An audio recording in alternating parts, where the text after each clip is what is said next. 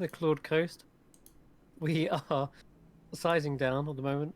No, everyone's on they've got real life stuff. So it is just us three today. Only the So, best. Yep. but it's enough to get some stuff done. Being that the party is fairly split at the moment, it is still it is still able to kind of like push on. Yep. Other circumstances would make this kind of unlikely to go ahead, but given what's going on, I think it's fine. So, last session, you guys traversed through the Mirage Mountains. You finally found one said Mirage that was, well, unlike the others. This strange rock formation was spotted, and you could see that the compass was definitely pointing in this direction. And as you got close enough to it, you started to see it go into an absolute spin. And others tried to decipher what they were seeing, whether it be some sort of illusion or reality changing in an incomprehensible, illogical way. And for some, it caused absolute migraines as the shifting patterns and twisting blocks kind of like rotated and fixed into place. Some couldn't see where one chamber began and where the other ended. But for you, Llewellyn, I think you was able to overcome that and see some sort of strange tower, but it all balanced upon like a single block almost. It was just barely pushing the limits of what you would imagine is even physically possible. And at that single block was a doorway. On it, a strange pattern, geometric triangles, and a kind of dial input for a sequence number, like a combination lock. You started to figure out perhaps it's the number of triangles in the image, and you ended up guessing 15, which was way off, by the way. Just want to throw that out there. There was actually 24 in total. Really? Yeah. There was. Yeah. Should we... Really? Because Yeah. I've done that one before, and the one where there's only 3 tiers is actually 18, and Oh, the wait, one let me check. and the one that's 4 tiers is 24. Let me have a look. You may have given us one tier too few, so that puzzle was unsolvable. But the 15, no, the 15 was for this puzzle up in the corner. No, yeah, you're right. There was only 18, but you still got it wrong regardless. Well, I was going to put in 18, and then Oh, Cam made it wrong for us. Oh, yeah, true. That's what it was. We were gonna put in 18, me and James, and then Cam was like, "I'm a cat. I'ma spin this." That's the one. Yeah, you were Yeah. close, but yeah, just missed the mark. yeah, As that and don't show as that wrong input Don't was. show it. Don't show it. It's too much. Okay, I won't.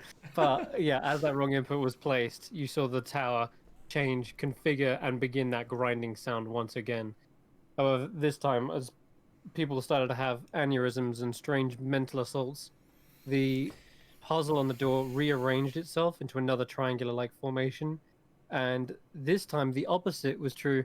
Llewellyn, you couldn't quite see the tower, but Andy and Harris, who previously couldn't see nothing more than a strange rock formation, now saw a fully fledged tower, a complete with like windows, balconies, and a long doorway. But you couldn't still see the top of it. It was like it extended off into a vanishing point, which you couldn't perceive. It was highly irregular. Regardless, you managed to get the input correct this time, and the doorway opened up.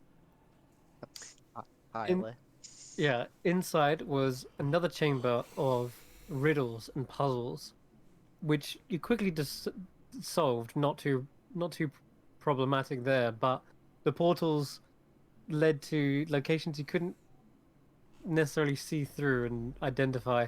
So you ended up kind of like splitting up, taking each like a different portal.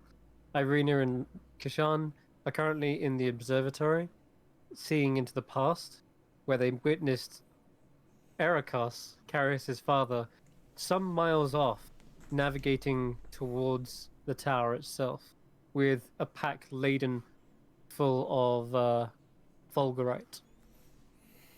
Meanwhile, Llewellyn, you're in the sanctum, the apprentice sanctum, and you met Orish, who is a legerdemain. Well, he's a hedge mage apparently. He came here because he failed his exams and couldn't even make it past the first stage in the Wizard Academy, the mage, the King's Mage, and all of that in Midra. So he came here knowing that a certain wizard also left that academy and set up his own sort of tower. So he sort of became a makeshift apprentice in a way. Yeah, he was a cool guy. I liked Orish. Yeah. He's an Orish entertaining character. is a bit of a stutter, which is obviously having trouble with the verbal components. Though he's been given a sending stone, which is apparently also some sort of helping device with his spell casting. So it's his arcane focus as well. Now, He asked. sorry, Mhm. just out of curiosity, is it actually helping him, or is he just being told it will help him, and it's a sort of a placebo effect? Yeah, placebo. Yet to be determined, but he is, of course, definitely able to cast spells at this point. Now he's definitely much more adept at doing that than he used to be.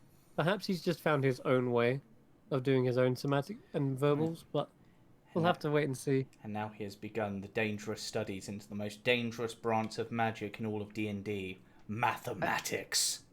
He has. He's Terry been given a goes around. strange. He's been given a strange equation that wasn't quite solvable at first glance, but he believes that perhaps he's got to think outside the box to solve this. Terig has kind of given it to him, and it's apparently something to do with timelines. And he's got a strange theory that all the other wizards here apparently have shunned and don't really believe. That is, rather than there being multiple timelines, different dimensions, he believes that that is the case. But rather than splitting and splitting like a continuous fork, he's flipped it on its head, and he's theorized that all of the forks and strands actually converge into one singular timeline, the end. But like by the end of the timeline, there's literally just one.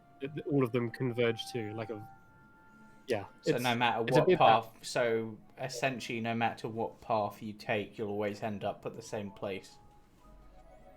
To some extent. almost, sort of, almost.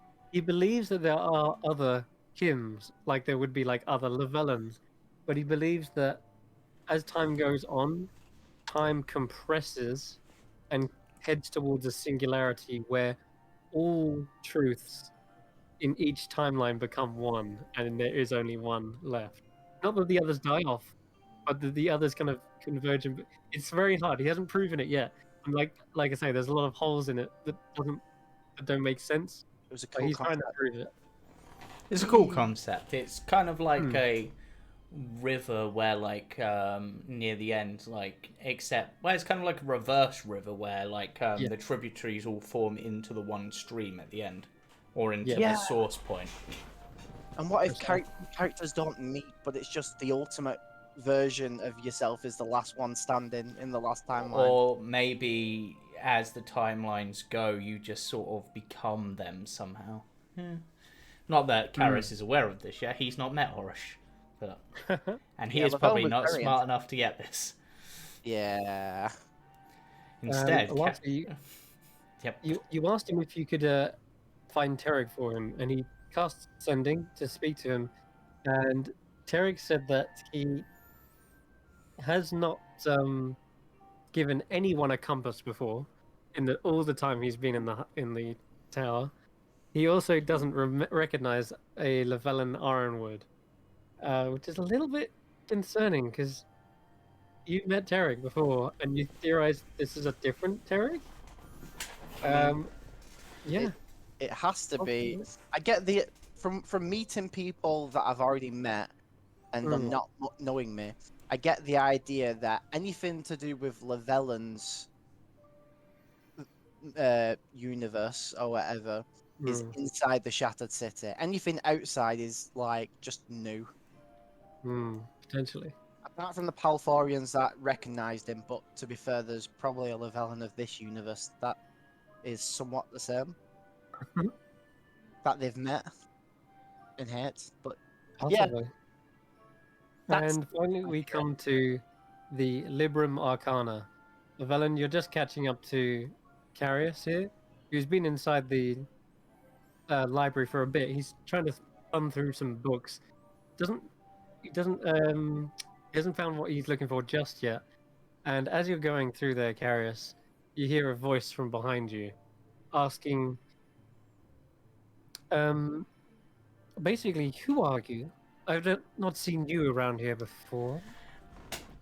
Oh, apologies. I'm new here. I arrived with my friend Llewellyn. He had a compass that led him here, and we solved the puzzles to get in, and then I managed to solve the puzzle to get in here, and, not normally one for books unless they're, like, exciting adventure books, but I'm trying to learn some new stuff, and where better to learn than a library, right? Right. New Uh, recruits, I suppose. Yes, I'm Carius Damsir, by the way. You may have heard of my family if you're from, like, the southern more bit of the Claw Coast near the Rylia port. Possibly Yes, not. yes. I have heard, actually. He begins to tuck away his wand. As long as you're not intruders. Thieves are often lured by promises of treasures and secrets. The tower has its many defenses, but a wily one would maybe overcome them. Well, if it helps, I normally, a lot of what I do is with weapons and stuff, and to get in here, I had to give up all my weapons. I do have magic, but, that's kind of well, it's kind of a primary thing, but it's not, if that makes sense. It's kind of a weird thing. I'm kind of both.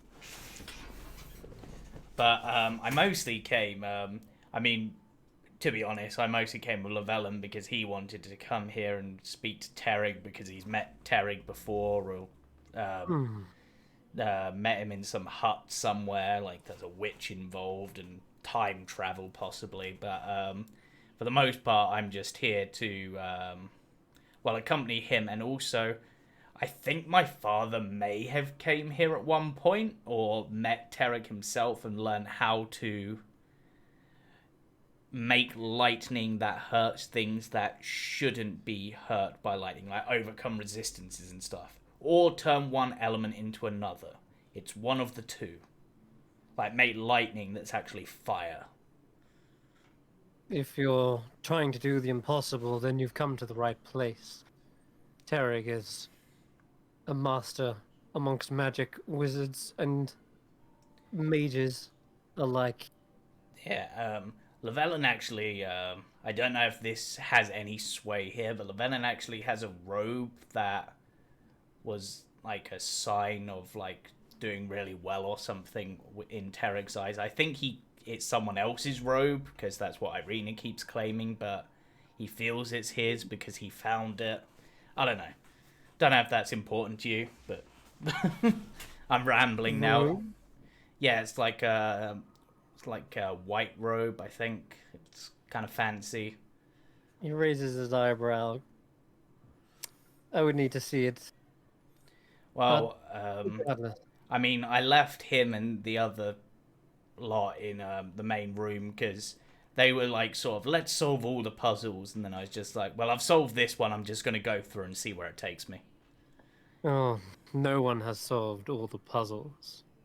I planned to at one point, but it feels like I discover more than I solve every day in this place. I mean, at least in the Terrible. entrance, I solved 3 of them. So I was quite happy with that. They were the basic ones. Nothing compared to what lies ahead. Well, yeah, I mean, if you want help trying to solve them, I apparently have a knack for this, which is kind of weird. I'm not normally the scholarly puzzle-solving type, but I seem to have done well, at least at the beginning. Though I do hate triangles now. He says, no offense, but I don't need any help. I'll figure them out on my own. That's fair enough. By the way, I realise, bit rude, I introduced myself, but who are you? I realise you're like an apprentice here, but I don't think you introduced yourself. Call me Mox. Right, Mox. That's a simple one. Don't call me Kara. It just, I don't know why it makes me want to run places really fast. Right. um, He just sort of like looks at you. Was there something you was looking in for in particular? well, I was, because my father kind of assigned me a task because he learned how to do this, and I believe he learned it here, to essentially get a bit of fulgurite, which is, I'm sure you know, like dragon breath, or that hit sand and turn the sand into like a glass Yes, crystalline yes. structure, I know. and I know. then turn that back into lightning. And from what I understand of the little bit of plane art sort of I get, then I sort of have to sort of, I think it would classify as like from the mineral domain, so then I have to turn that into like radiance, and then I have to turn that into positive, and then I can turn that into lightning, I think. He thinks for a second. I might be misremembering that slightly. I mean, I tried talking to a Genasi from the mineral plane, but she just gave me a strip tease, and that was not what I wasn't. I'm not complaining too much, but wasn't what I was expecting, and didn't kind of give me what I want. Sounds like it walks the line between transmutation and evocation. A little. I've been told that it should be impossible, and belief is important. Like, because most of my magic would be sort of natural from like a sorcery perspective, but some of it comes from the divine providence of Ryla, which is kind of a family thing. Well, all of our magic is a family thing, but the belief part is a family thing. As it happens, I'm quite adept at changing from one thing to another. Well, honestly, I've asked for pretty much everyone's help. I've asked for Llewellyn, who I think might be. He's a wizard, but I don't know what school he specializes in. I've seen him do some really big spells from a bunch of different schools, so I don't know. He can also, like, bring people back from the dead, but not as zombies, but as actual bringing people back from the dead. So I don't know how he does that. I'm pretty sure wizards normally can't do that. And I've asked a bard, and they sort of helped me sort of do the first step, which is to be able to like channel lightning properly through this. I almost managed to scare a blue dragon with it. That was fun. He seems to be thinking whilst you're kind of like rambling on, and he starts to, as he looks around the library, he says, "I don't think you're going to find what you are looking for in a book. I think you're going to find it in yourself." And as he does that, he kind of gestures towards you, almost like poking you in the chest. Um, I mean, You're a sorcerer, are you not? yes, my magic comes from like an innate sort of place, and I can do. Then look inwards. You can't acquire. You can't acquire power through books like a wizard can, potentially. But maybe you need to master this yourself. Right. Okay. Is there a? This is obviously a sort of a magic tower. Is there a good place for sort of sitting and thinking and being one with yourself? That makes sense. I guess a place for meditation, because that sounds like meditation almost, but magical meditation. There are plenty, yes. But the lightning surges through you, then out of you. But I wonder if you have the power to change something within your core, then perhaps it'll change the element itself. Potentially. So okay, so rather than changing the lightning as I cast the lightning, it's more just before that point, it almost. So like, because the sort of storm energies within me, but I'm sort of harnessing that storm in a different way, is what you're suggesting, perhaps. Yes. Huh. I mean, it's worth a shot. one must first change themselves before they can reach a higher plateau. I myself have undergone many changes in my time here. And he seems to walk around past the statue, and let me just. There we go.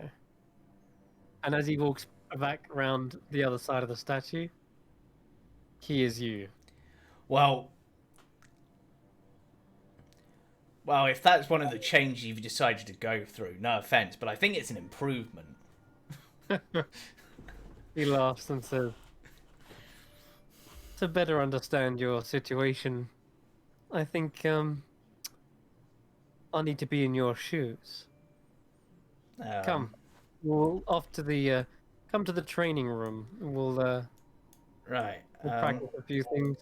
I mean, As he's going out, Lavelle and you come tumbling down from the steps through the portal, and as you get close to the top of the stage, you see there are Carius is in front of you. First of all, Hey, Carius, did you learn how to clone yourself?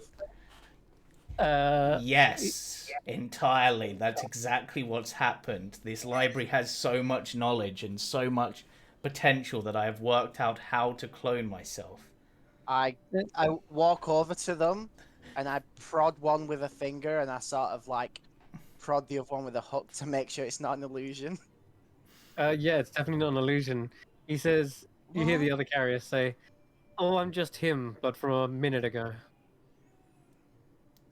And as you prod him, you start to see a transformation on them as well. And now I'm you from 2 seconds ago. What? Honestly, I definitely think that one's a downgrade visually. I mean, Hey, sure, Carius. This is. Wait. This isn't an illusion? No, I do not specialize in illusion magic. Is this a polymorph? And nor do I specialize in transmutation.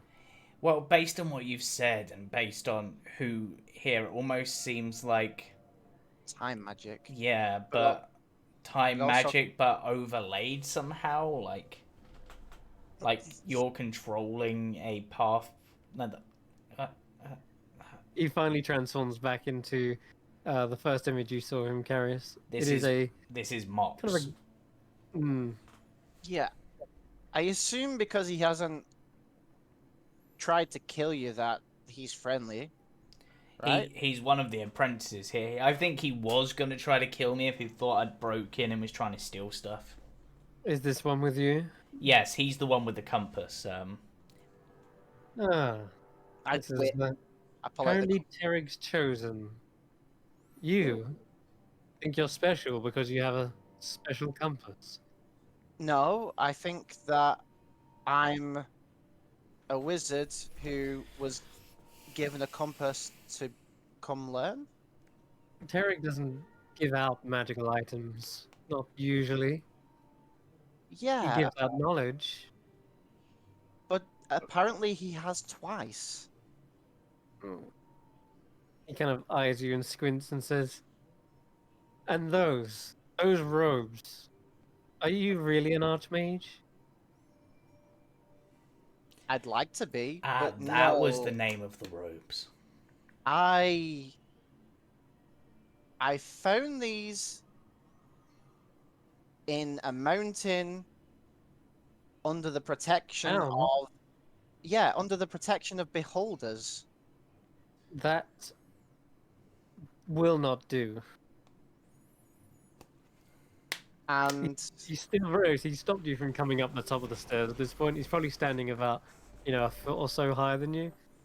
And he says, "Those robes only belong to an archmage who's completed the trials of the academy."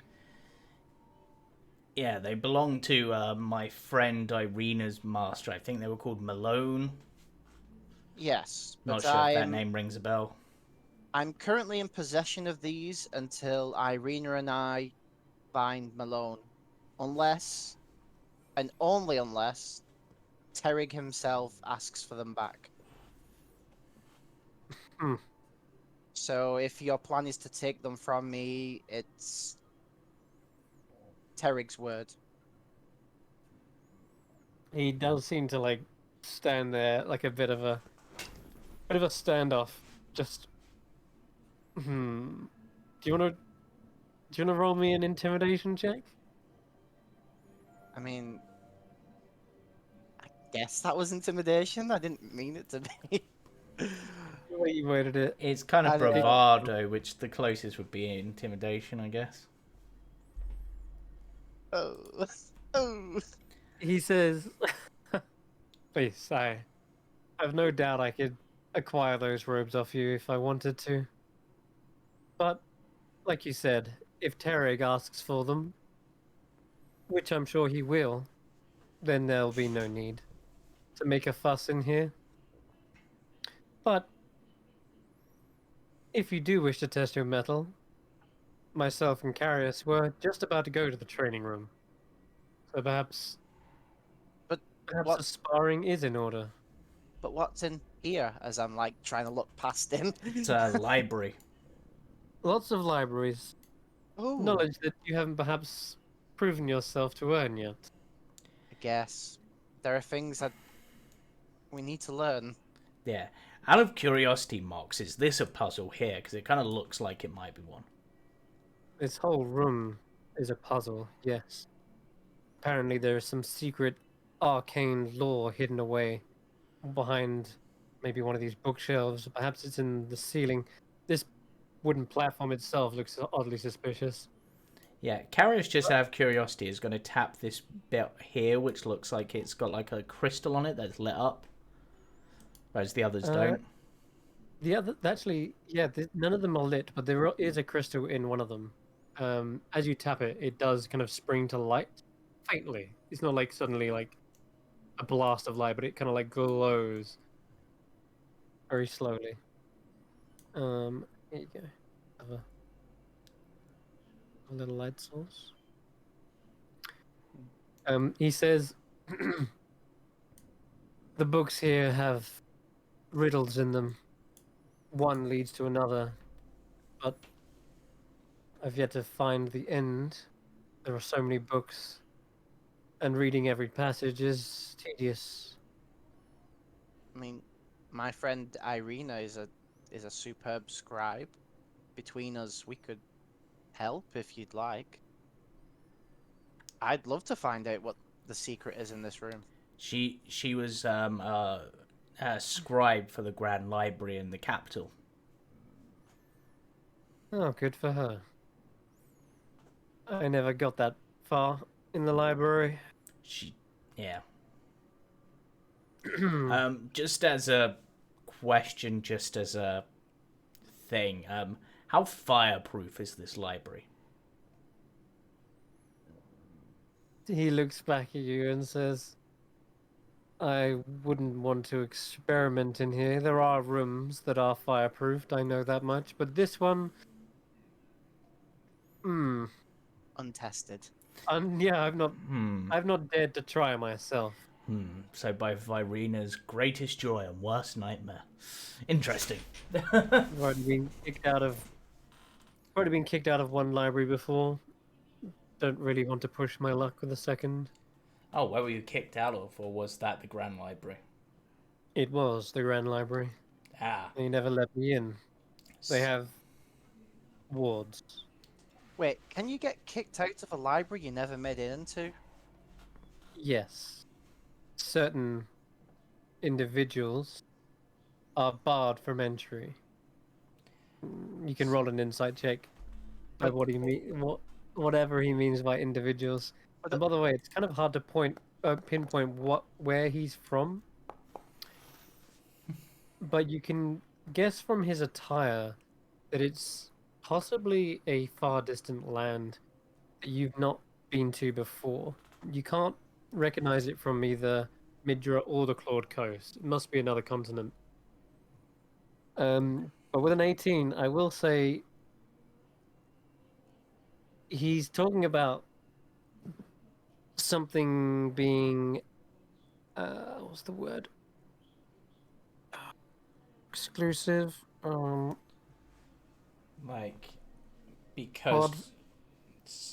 Yeah. I sort of He's a get what you certain mean. he's a certain type of person. What's the word? Segregated?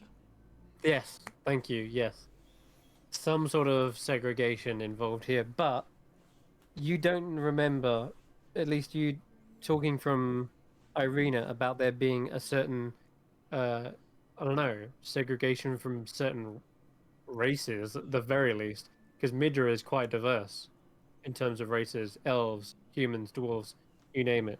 From the looks of him, he looks human. Yeah, So Carrier sort of tilts his head and goes, "You know, I realise this might come across a tad rude, but I've kind of lived in a couple of port cities, the Rylia port and the island kingdoms, and I've seen plenty of travellers, but I don't think I can quite place where you're from. If you don't mind me asking, I was just trying to work out where you might be from." he turns around to you with this half half eyes closed look, and he says, "I don't really have a home, but," Welcome to the club. he says, "we'll say for now that my adventure started in the Sakura Islands." Sakura Islands? Yeah. Can I do a history check on that? As to if I've come Why across does that? that sound familiar in character? I think I know what it is out of character, but I swear that's come up. Wait, You should know both in and out, so I'll let you roll an investigation or, oh, sorry, history. is that this is a really specific thing, but is that what we saw inside the bag of holding? No, it isn't. Because we Llewellyn. because we saw some islands and like a map in there, didn't we? Which showed Yes, like a place. you did actually. It was Um, like an illusion, but it wasn't an illusion. I see what you're asking. Yeah. Oh, yeah. The bag of holding is did have many different things. The map possibly did actually represent that. I think I did mention that, didn't I? Yeah, Yeah. because As I the name in there. remember like a place of like Okay. a. I remember you showing us a map, and that's where I'm thinking it's from. Okay. You're right there. And Llewellyn, with a history check of 18, you also remember someone. I I don't know if the name was ever mentioned. Is this potentially without? Is this potentially where the Star guy was from? No, that's not Chad. where Stratos was from, and no, it's not where Chad's from. No, no, but No, I- Hmm. Oh I'll say wait, this much. is it? Ah, This is a riddle, right? no. This is Is it where one of the other parties that were inside Chad's casino were from? Like one of them. No, no, it's not. Okay, so Carius, you're right in that it is the map. Llewellyn, you remember Sakura Islands are the name of a very distant eastern kingdom, part of the southeast specifically. But they have always been very isolated from the rest of the world. They don't really do trade. They don't really have shipping lanes between the different continents. They're very isolated and stick to themselves. Such to the point where you don't even see maps or individuals from there. So, what caused him to go traveling? You're not sure. What caused him to come here? I'm sure he's got a story, but um, he does seem to state that um, the Secure Isles isn't really his home, but it's where his adventure started. So, Yeah, even he feels at home in his own place of birth, yeah, which is kind of a little bit tragic for him. I completely Um, yeah. understand. Like I think I've seen a map of there once. The name rings a bell. Karis will say. hmm, Looked there's a like looked quite a pretty place on the map, at least. I mean, as they say, it's your home is where you make it. He looks back at you and says, I haven't made a home yet, but In I time? perhaps won't need one. Not once I've mastered the magics here that Tarek has to offer. I mean, Llewellyn carries around a mansion with him, so that's kind of cool, Yeah. magic-wise. Is that what you're trying to do? You're speaking of the Magnificent Mention spell. Yeah. That is indeed something I have been planning to master. Do you? I hadn't considered it to be a end game goal though. But it's a home. If I mean, do you? You're a wizard, right? Is everybody wizards here? I'm not. Not curious. Sorry. But, I mean, Hmm. one thing that might help you if you did learn that spell is I've sort of seen, like, Llewellyn's managed to sort of distill his memories into books in the mansion, which kind of allows, like, perhaps a different sort of perspective on his own memories. Yeah, it sort of helps me keep the memories vivid rather than vague. But assuming you're a wizard like everyone else, if you need to copy the spell, I'm happy to have you copy it, so when you're able to do it yourself, you're able to. It's not something I had sought after or considered yet. Then what are you considering? Right now, I'm just concentrating on finishing this tower and its challenges. Oh, After that, my power is to do with what I will. Yeah. Honestly, I, I think conquering the challenges of this tower sounds like a good way to spend some time. it does. Wait, I'm inter- more adaptable than any other wizard here, and I've made it my mission to master it. have you left the tower since you came here? No. Okay, I've been to the Feywild. I went in, I came out, it was 10 years later. Is the tower anything like that? Is it like we're gonna leave and it's 5 years later, or we're gonna leave and not a single minute has gone by? Hmm. Or are you going to leave and we've gone back in time somehow? That would be a kind of a weird stretch, but Speaking of time dilation, in this tower, anything is possible, but there are certain measures in place to prevent the time from breaking. In fact, Tarek has almost mechanically deconstructed time, in a sense, at least. Time is very difficult. Going forward is problematic. Going backwards is also potentially breaking and, what's the word, paradoxical. But slowing it down and stopping it, speeding it up, that's that's more child's play at this point for him. interesting. Would that apply to this tower then if we were to leave? Depends what he's set in motion. Depends what the time sieve is set to. A time sieve? Now that Mm-hmm. sounds intriguing. But even a powerful wizard like myself is not permitted into that chamber, lest we accidentally set things in motion that cannot be reversed. Yeah, I can see how that might be problematic. Mm-hmm. Right, now as much as I'm enjoying this conversation, and I am, can we, like, do something whilst we're doing rather than just standing here? Yep. Yeah, I assume we're Um, probably going at the same time. oh, that's right. Yes, he was about to hand over the robes to Terry, weren't you? Well, if that is what he wishes, but they have kept me alive till now. Kept me alive, technically. Yeah, they've technically kept you alive as well. And we've done quite a lot of good. Yep, we managed to persuade an entire Blue Dragon flight to leave. And we saved 2 civilizations that were at war against each other because the elements of nature had taken over. Yeah, the curse there was... And then you had that whole thing in Weep you did. That was...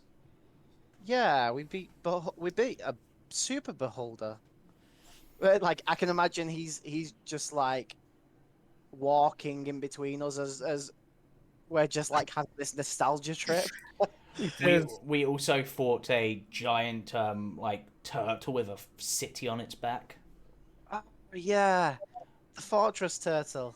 Well, we didn't all fight it. interesting. We stopped it getting possessed by a spirit that might have allowed it to fly. Yeah, flying fortress would have been terrible. I can't believe All Kashan impressive was. feats, but why don't you show me what you can do rather than just tell me? Sure, Um, that's he more walks my it sort of past thing. you. Sorry, that Walks was past you, Llewellyn. that was more like just us reminiscing. Yeah, Okay. My bad. So, yeah. look here. It looks like I've got a blue hand over my shoulder holding onto it, some sort of staff. Oh yeah, that's what that is. Let's just do a thing. Think. Yeah. Time sieve. Time sieve. Sieve. Sieve. Time, Steve. Time sieve. Yeah, that's the one. And the mighty and powerful Time, Steve. All shall fear me. So you have no idea why he was apparently not allowed into the library, because Secure Island doesn't seem to have any. They're not at war or anything, and they're very rarely even noticed. Besides that, he's a human. I have no idea why he wouldn't be allowed, whether he's a criminal or not, yet to be seen. But let's go with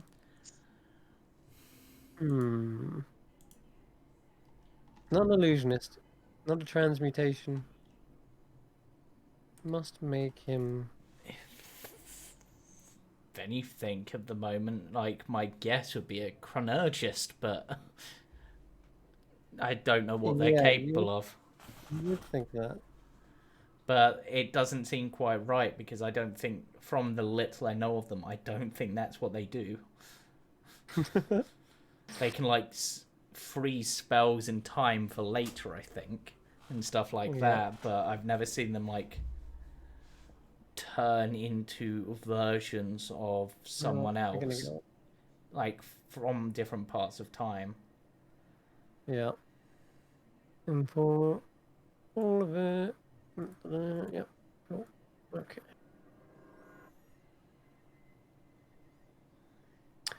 All right. So he begins leading you through the tower, and this time he's not going back through a portal. In fact, I think he's gone down the wrong set of stairs. We'll get onto that in a second. Takes us a different route. Yeah. Here's a secret passage that I discovered last Tuesday, or was it last Wednesday? Or was it next week? I don't know, but either way, I discovered it. He says, come this way, actually. He leads you around. There is another set of stairs at the back here. Alright. Help. There's a wall there that... walls. Keep getting in my way. Stupid walls. They should have just stuck to making sausages. That one just went over my head. It's because there's a sausage brand called Walls. Oh. Yeah, there's wall. Yeah. Which I used to really like, and then they changed something and I went off them.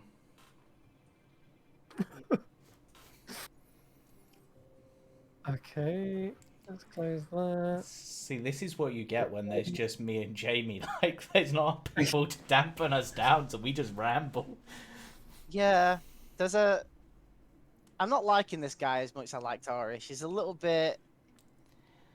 he I'm seems a little bit more arrogant. I'm and more Yeah. I'm more curious about this guy than Orish. more like he's more like He is himself is a puzzle to solve in this tower. he feels. It seems like he feels like he's got more authority than. Yeah, for sure. He's been here longer. He's already solved a number of different puzzles. And you get the impression from your insight check that he wants the accomplishment of doing it first. Like he wants to be in Tarek's good graces. I He wanna sees you be as a the potential, very best, Threat. like yeah, no not a one threat. ever was. Like he doesn't think you're going to stop him, and he doesn't seem to be wanting to stop you. In fact, he wants to spar with you to see just how good you are. And in that regard, you can basically get the fact that he is basically trying to scope out the competition. So he sees you as a competitor, not as a threat or an Nice. adversary. So yeah, a little bit of competition in the heart, I think, is good. Friendly competition, let's hope. But regardless, let's pull you to this page here and drag you down. Wait, which one? None of these are the spy room. What have I done? Tell Terry, gotta learn them all. Tell me I'm wrong. I love it. It felt appropriate. It was the first thing that came to mind. Very, very appropriate. I'm not a bard, I swear. The Lavellen and Carrier show. Yeah.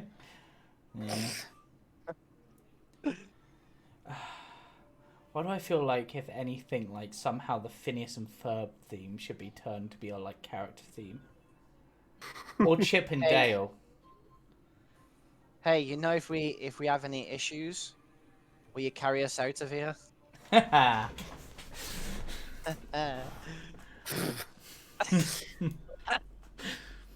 please no. Anyway, so Llewellyn, Gareth, you begin heading up these stairs. Finally, you come to this floor, and this has a number of different auras, magical circles, and there's a brazier in the middle that's all burnt out. You can see chalk lines on the floor, symbols. There are what looks to be components on the back shelf, and a table filled with different looking skulls. Some look demonic, some even look fey, and maybe even human. And just from your passive arcana knowledge, you can see that this seems to be a room of conjuration.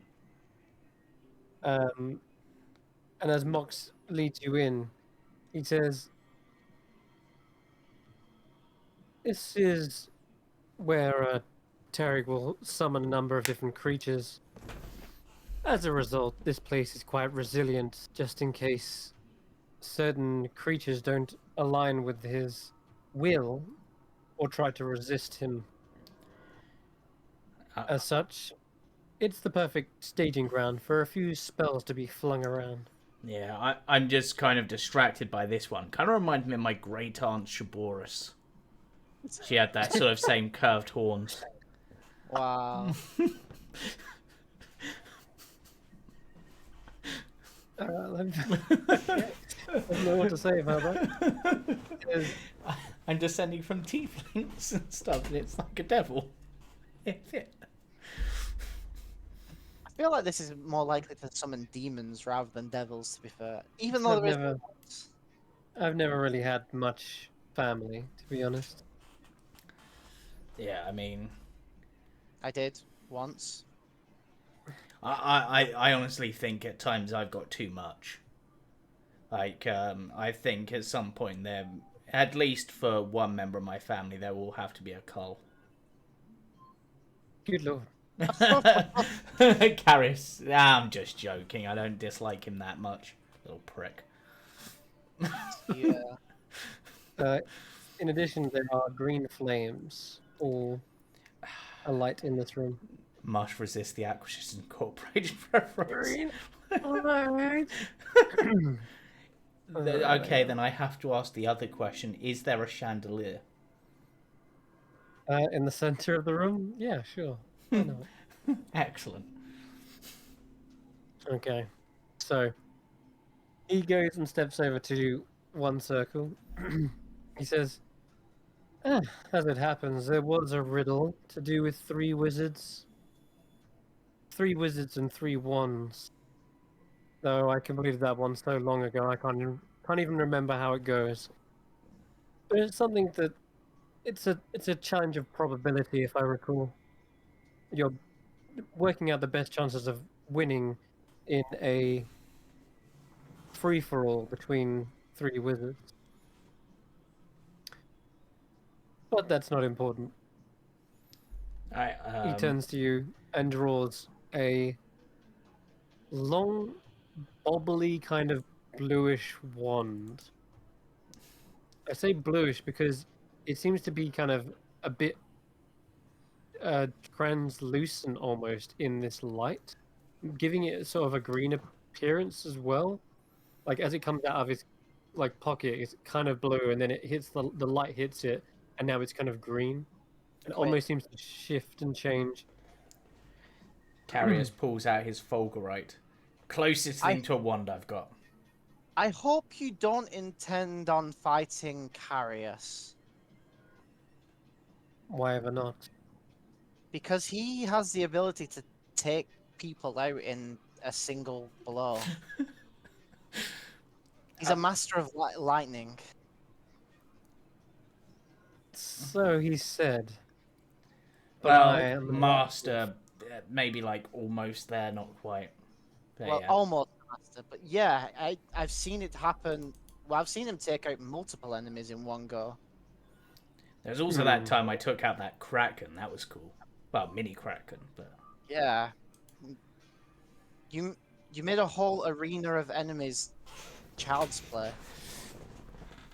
that's true. So that's not me trying to big up my friend. That's just a warning that maybe Carrier should have some limits. This coming from you, I've seen you disintegrate the holes in dragons' wings. Yeah, but that didn't kill him outright. Only because I'd you. rather you didn't hold back. Okay. But if it's lightning you wish to implore, then I shall use one of my greatest strengths. And you see him beginning to transform once again. Oh God. And Oh, although I don't have one easy at hand, you see his appearance change into that of an air genasi, a female one as well at that, with these kind of light, swirling whirlwind-like tattoos on their face that kind of swirl around their cheeks, around their foreheads. see, Kind of thing. that might work. And yeah, you can guess he's done this for a reason. Yeah. But It's regardless, yeah. he taps his wand and says, Llewellyn, is it? Do you Yeah. wish to give us a countdown? Oh, is this for all three of us, or is this? You want to join the fight? I don't know what's going on. We're Are we sparring. We're sparring. 1-on-1, all free for all, or Or a free-for-all, whichever works. This will only take a few minutes. Well, let's give it a shot, I suppose. sure, let's free for all it, I guess. All right, then. Okay. I say it Draw as I back away from Carriers because I know Yeah. what you can do. into the aura. I'm like, don't want to be near Carriers. That chain lightning is useless. He says, draw your wand or staff. I don't have a staff. Do I have a staff? Did Yeah. the thing take? No, staff? it didn't take staffs. That was the only thing. It Nope. didn't take staffs. It didn't take wands. Yes. Didn't take any wizard equipment, effectively. Yeah. Any spellcasting focuses either. yeah. It just took like battle axes, swords, shields, that kind of thing. Yeah. Carius pulls out his fulgurite. Haha! Nice. Okay. It's the closest thing he has. Nice. Alrighty. So Are we doing a free for he all? says, in that case, he casts a spell into the center of the near the brazier, and it looks like dancing lights. He says, when the final light goes out, we can begin. Okay. This Right. is. Oh no. All right. They blink out one by one. 5, 4, 3, 2, 1. Roll initiative. Oh, I'm not ready for this.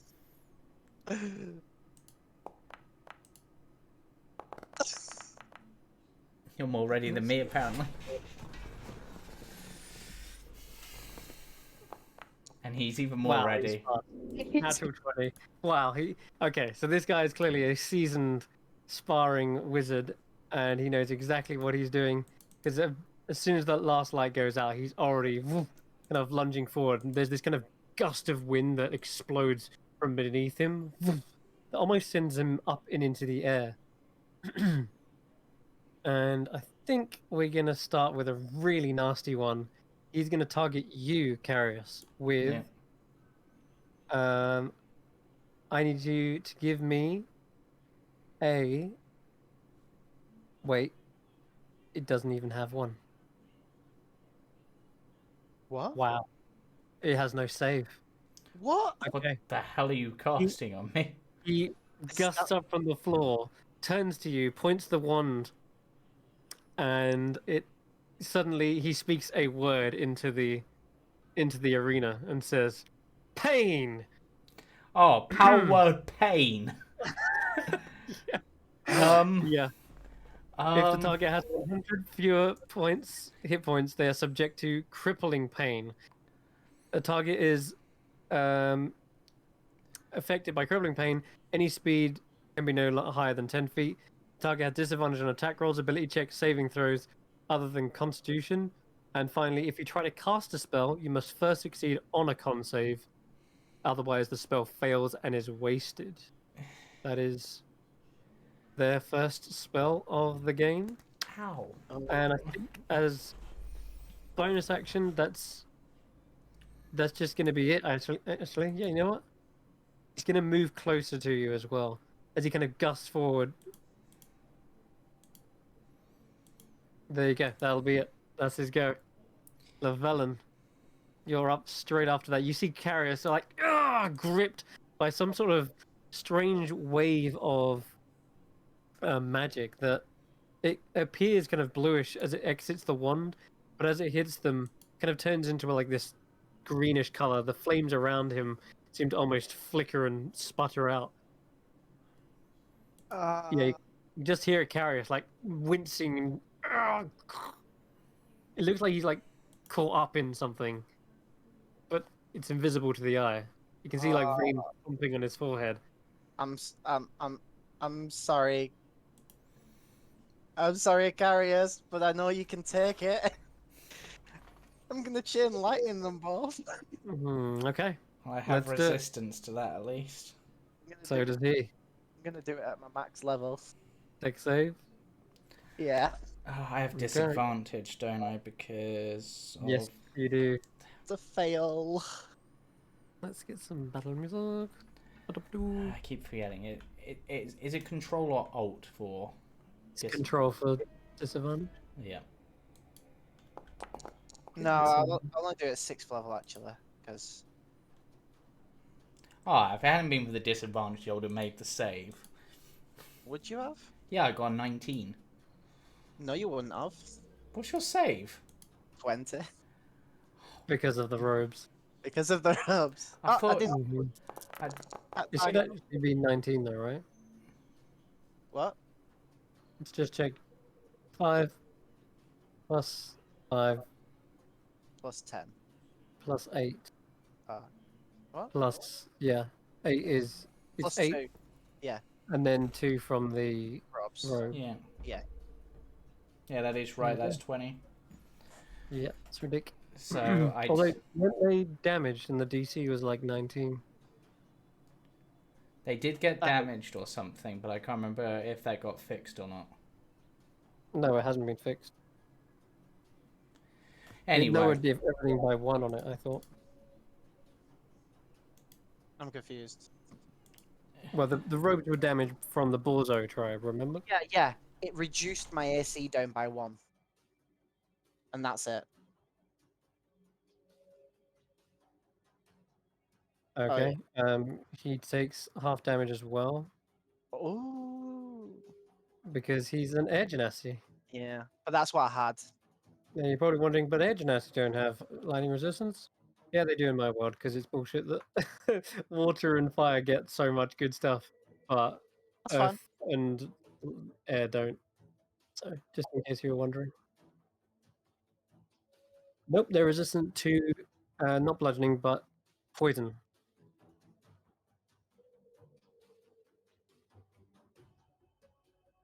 Okay, so 23 damage, correct? Yeah, 23. Hold on a second, let's just do this.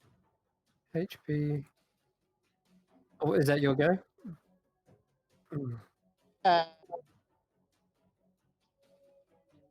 yeah? I believe so. Unless, no, that's everything. Okay, cool. In that case, let me do my damage. So it is now your turn, Carius.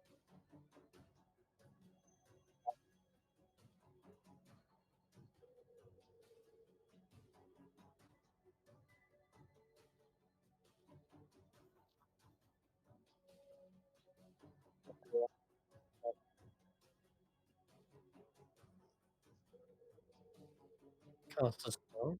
Mm-hmm. That is a fail. The spell is wasted.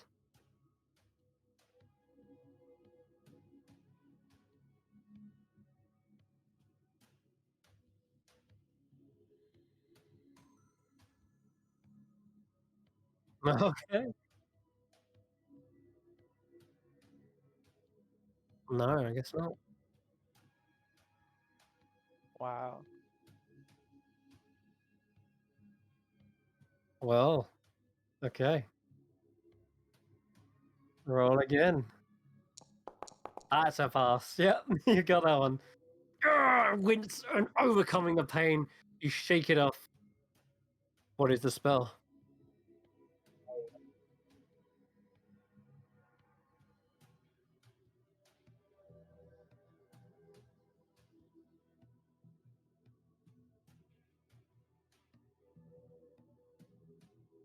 Watery sphere.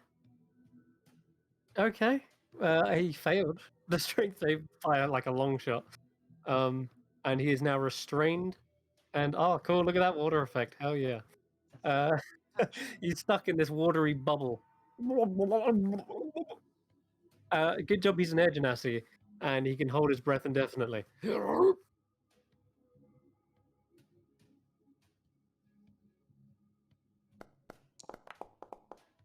You're very painful.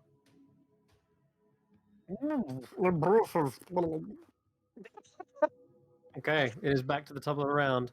Mox's go. So, what shall we do? I think it's time to deal with The drowning set. the Velen. Okay. So, turns to you. Seeing Karis is afflicted by one spell, it is time to, yeah, deal with you. He's going to turn to you. I think he can still cast underwater, yeah. Thankfully, he's got enough air, being an air genasi. But he does and seems to like wave his actually he doesn't wave his stick, but his wand actually moves in a very concise straight angular lines, and he seems to draw out a box and then shoves the other hand forwards as if to project the boss towards you, the box even. What do I do? No, you do. What do I do? You do. What do we do? What does everyone do? I'm just reading it.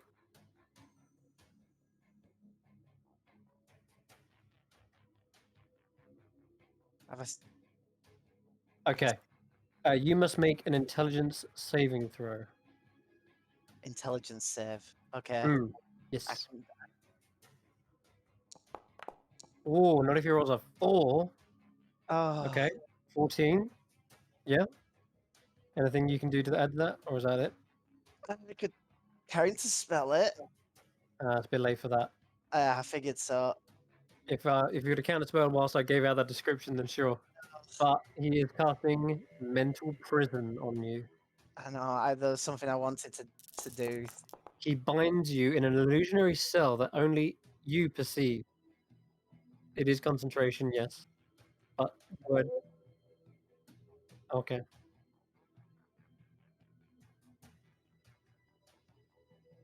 Oh yeah, I get advantage on magic done against me. Against Uh, charm effects. no. Yeah, against charm effects as well. Yeah.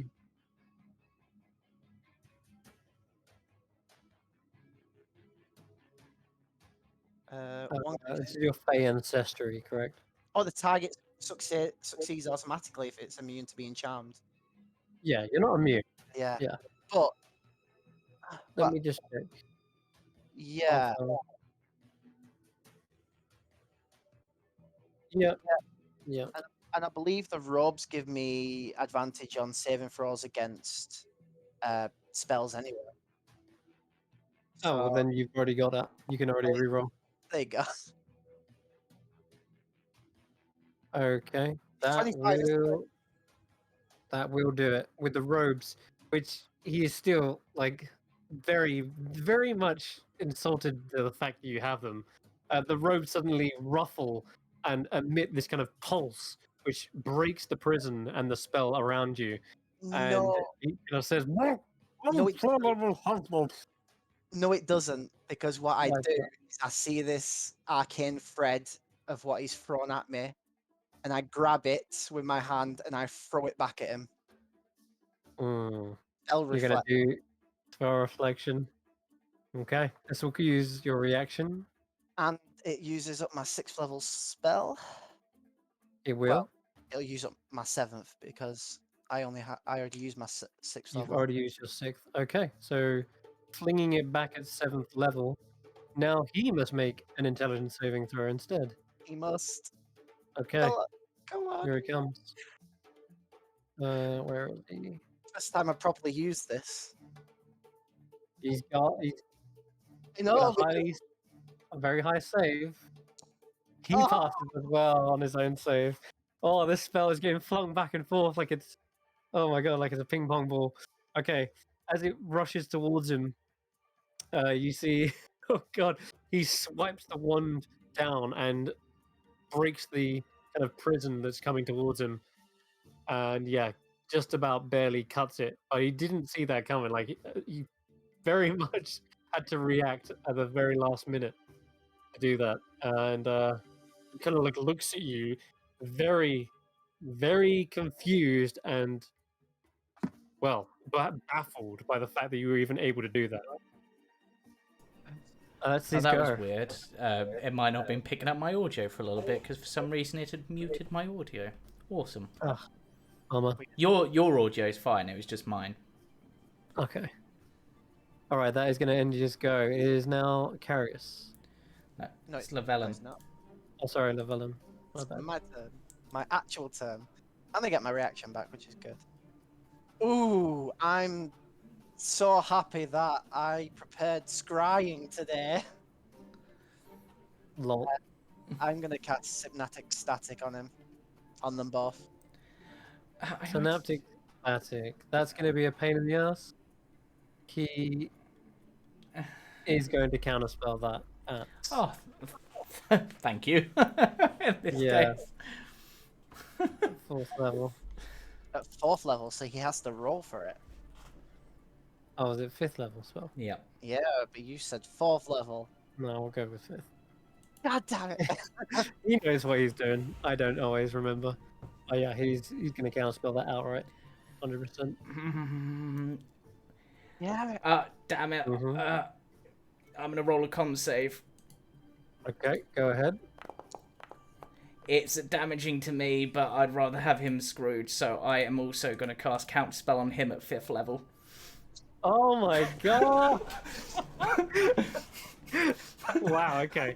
In that case, Llewellyn, Synaptic Static goes through. Go ahead and cast it. Place the template. That's mad. Carius is self-inflicting. It's a double edge right here.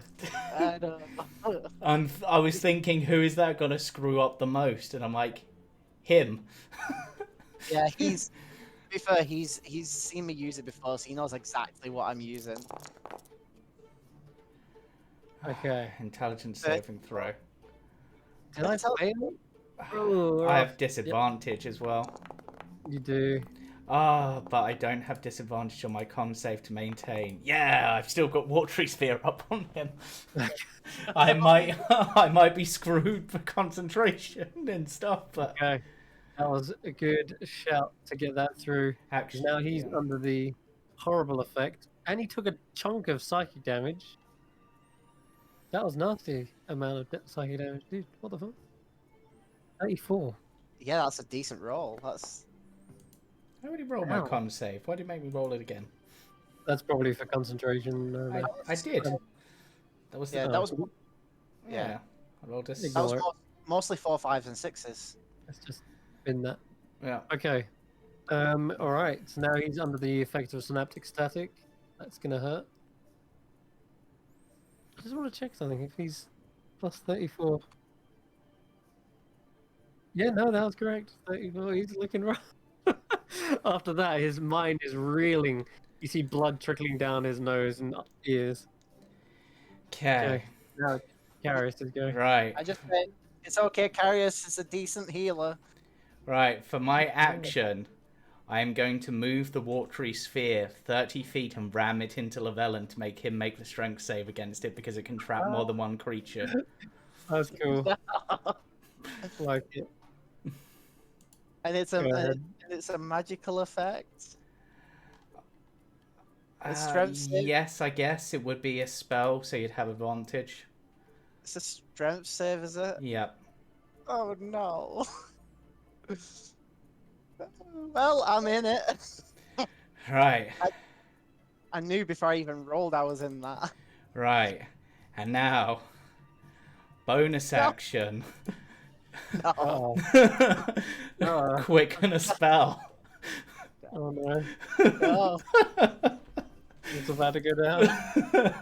Concentration save. Come on. Ha! Oh, he fucking makes it! Oh, Features.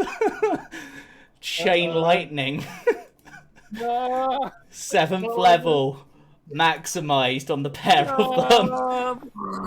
Well, I'm gonna Counter count spell. that. You better pass. You passed it at 7. I know. That's a one shot.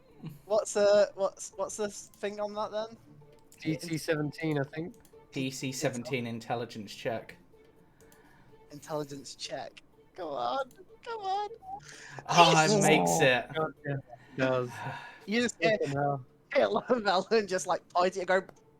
Why are you making me make the deck save, you bitch? Go away. The spell was cancelled. No, Why am I dead? I took my own damage. Oh, no. I don't know what health I was on. oh, shit. I do. I just scroll up. I He was on tar- 26. I targeted myself somehow. There Right, we go. there we go. You see me look at Mox and then just like put my hand out towards Carriers as if to say, "You see what I mean?" Yeah, Karis is like does a prayer, like you see the lightning arc between one hand, path through his body and arc through the Yeah. other, and he gets ready to slam his hands together and fire it out in a chain between you, and then it gets washed away. And Carius just sort of goes, "Damn it, Llewellyn, I let your spell go through, you prick." Oh, close. And then at the end of my turn, I can't take that. I will make a con save, and I fail, so I'm still in intense pain. Yep. You just go back to like instinct, and you're not sure what you're in more pain from, the spell or the fact that your spell. I just realised it was my turn. I could have counterspelled his counterspell. Ah. Oh well. Oh, it's gone now. Yeah. All right, Mox is up. And they're still both trapped. And We he's got under the trapped. and he's under the effects of synaptic static. Yeah, that's rough. I think he's gonna. I have one spell in mind. I'm just gonna check Actually, the reading of it because you are. I'm actually checking the reading of something on me as well. Actually. Ah, haha. Technically, my channel divinity doesn't go through then, because it's specifically when you roll the damage. Okay, you still got it. That's fair. That is totally fair. Yay! Okay. I still have one of my strongest abilities. I can't cast it at 7th, but I can cast it at 6th. I just have to make this goddamn save. Okay. All right.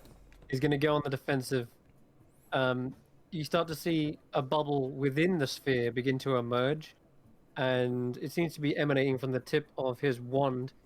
And as it expands, it starts to push the water away. And he's going to cast this spell. Unless anyone wants to counter it. You want to counter No, I'm kind of curious as to what he's doing.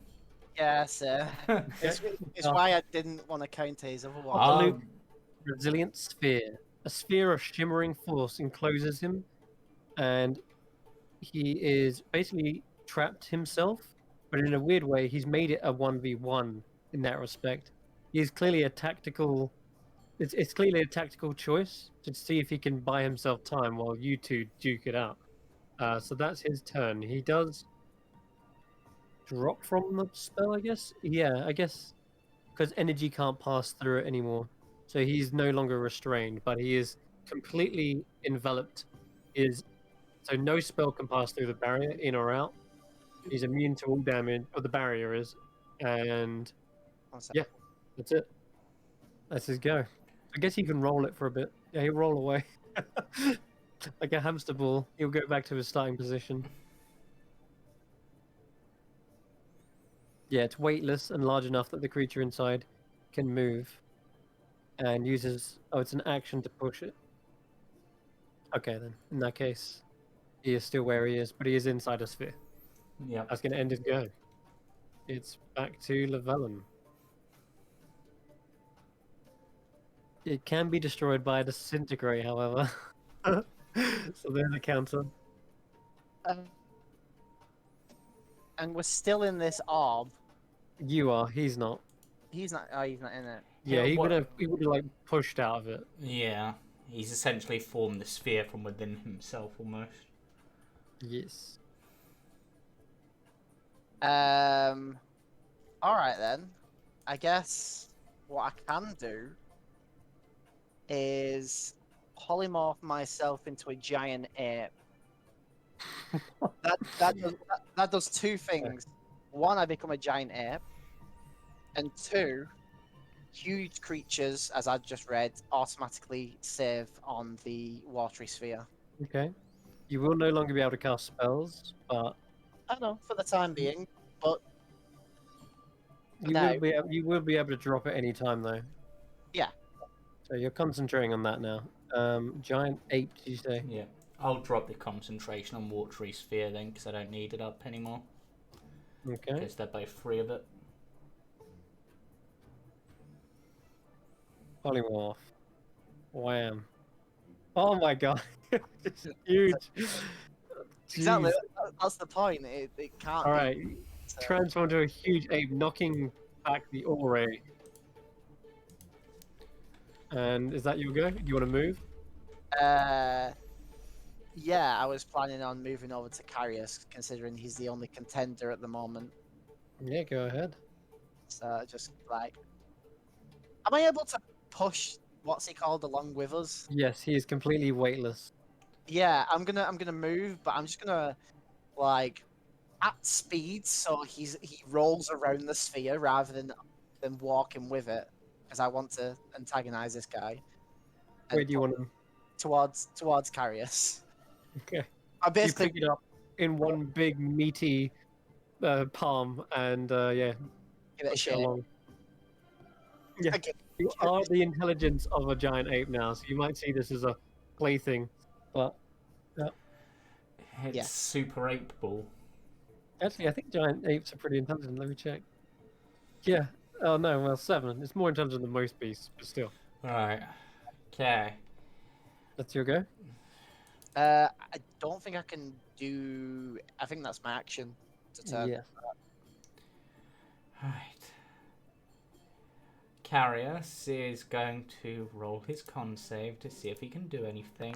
I don't think he can. And I'm not going to waste the thing, so that will be me, so I'll just roll the con save at the end of my turn. Am I escaped yet? 18. Let me check his DC. 5 plus 5 plus 8. 10, 18. You passed on the dot. Yes. Yes. Literally on the dot. That is enough. Well played. All right, Yeah, I you just finally, finally the pain subsides. As it looks like Mox is going on the defensive. He's unable to keep that pain on you any longer. Yeah, Karis is So- just like,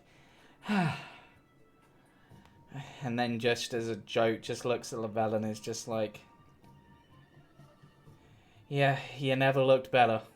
And I also need to make an intelligence save at the end of my turn For the for the synaptic statics. yeah, I was about to say, I need to do one as well actually. Yeah, I also need to do one for the last time as well. So both times I fail. So Is it minus D6? Oh shit! Just realized you got a minus D6. Yeah. but only on intelligence saves and com saves to maintain concentration. What's hold on, synaptic state. Yeah, it's It's concentrate. attack rolls, ability checks, and con saves to maintain concentration. Okay, And then you make an int pardon. save at the end of your turn to gotcha. get 3. Yeah. Okay, that's fine then. Alright. Amazing. He didn't pass either. I've got synaptic static going, and I'm a giant ape. This is perfect. Hmm. Okay then, That's back to my Mox. turn. Yep, it's his turn. We're out of 7th. We're out of 6th. We have 1/5. Could But doesn't he have to Could drop the go- sphere to do that? not to cast if he wants to cast another concentration spell. Yeah, that's true. But there's nothing stopping him from. Well, it says in the spell's description that he can't a creature inside can't damage anything outside. If I read it right. Yeah. No, I know Yeah. that. Ah, he's doing something else for fun. Yeah. Yeah.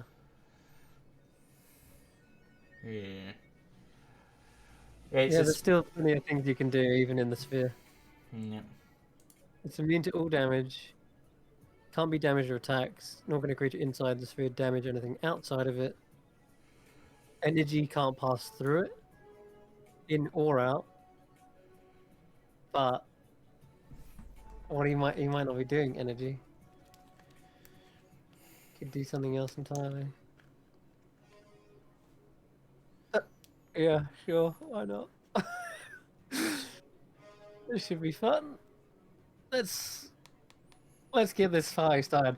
So he turns his gaze to the platform that you've been standing on since the start of this fight, Carius, and he turns his wand upside down and grabs it almost like a dagger and begins carving it in a circle, like as if he was stirring a cauldron.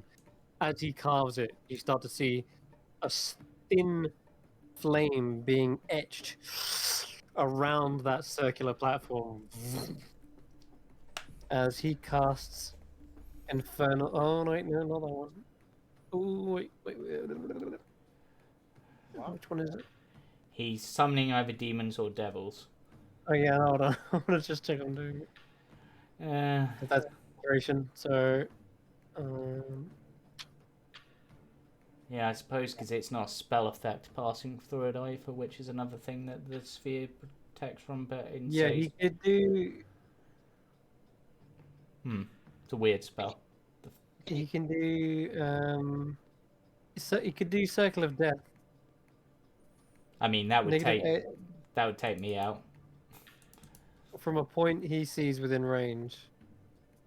Yeah, but is that not casting magic through the orb? That's a good question.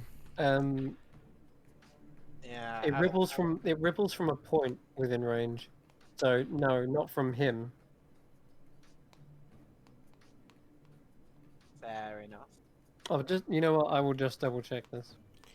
Yeah, Resilience Sphere is a spell I know so little about. Yeah, whenever I've seen it used, I've not really seen the person in fact do anything. But maybe that's because it's not really been prodded into too much.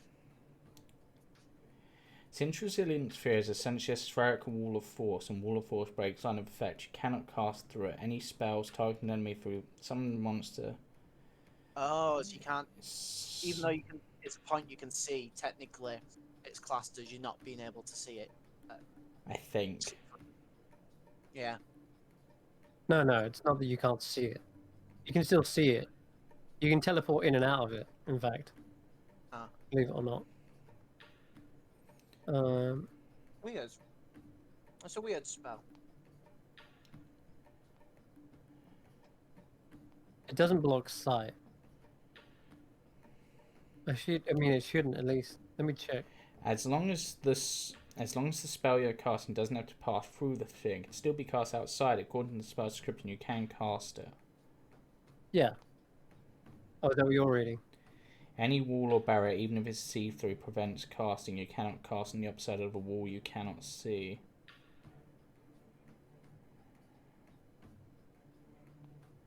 Huh. I actually don't know. I don't know with this spell. I think it's designed as the ultimate defensive spell, but I don't know if you can do anything whilst in it. I don't know for certain. Don't do you, Chris. You do you. Okay.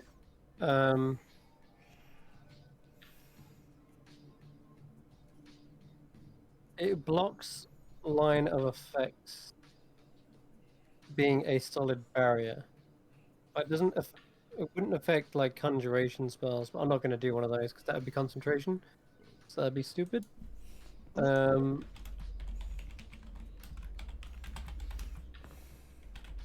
Oh boy.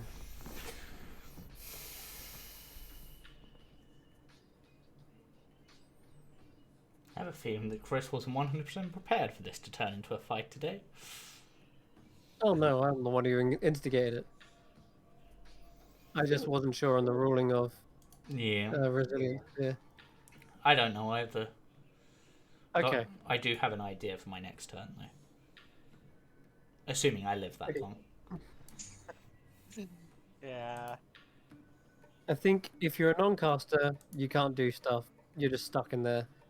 If you are a caster, you can buff yourself, heal yourself, teleport out and in. What I think it's hard to determine. There's nothing in here. Right? Normally, it will say that you can't do things if you can't do it. Yeah, it says other spell effects can't pass through it, but I don't know what classifies as a spell effect passing through something. Yeah. That is like, to me, that is like someone trying to cast a spell. Like Cone of Cold, for example. Yeah, Cone of Cold, Lightning Bolt, Fireball, etc., etc. If the point of origin exists outside of the sphere, I don't see a problem with that.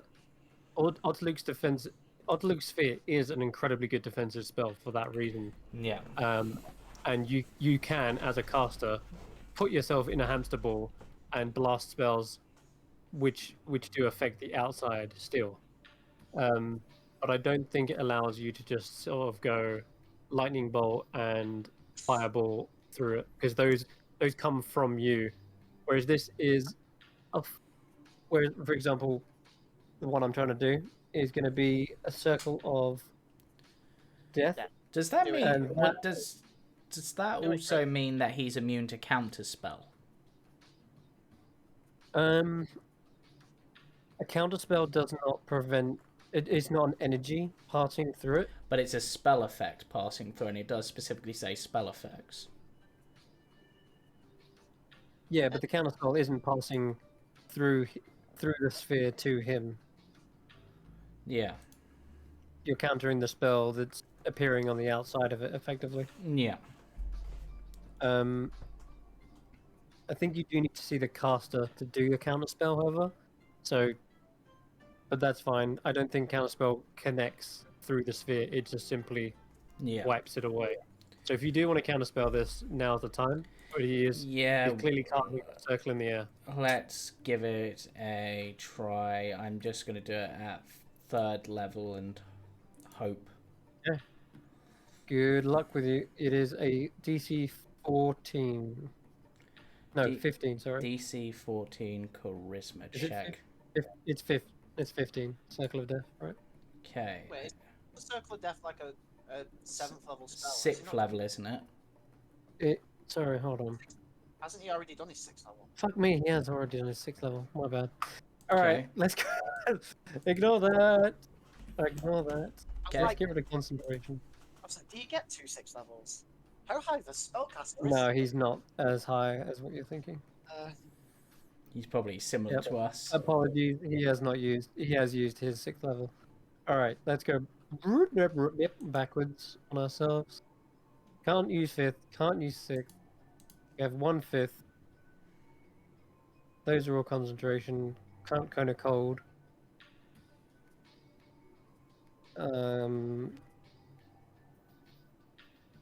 No good. Negative energy flood.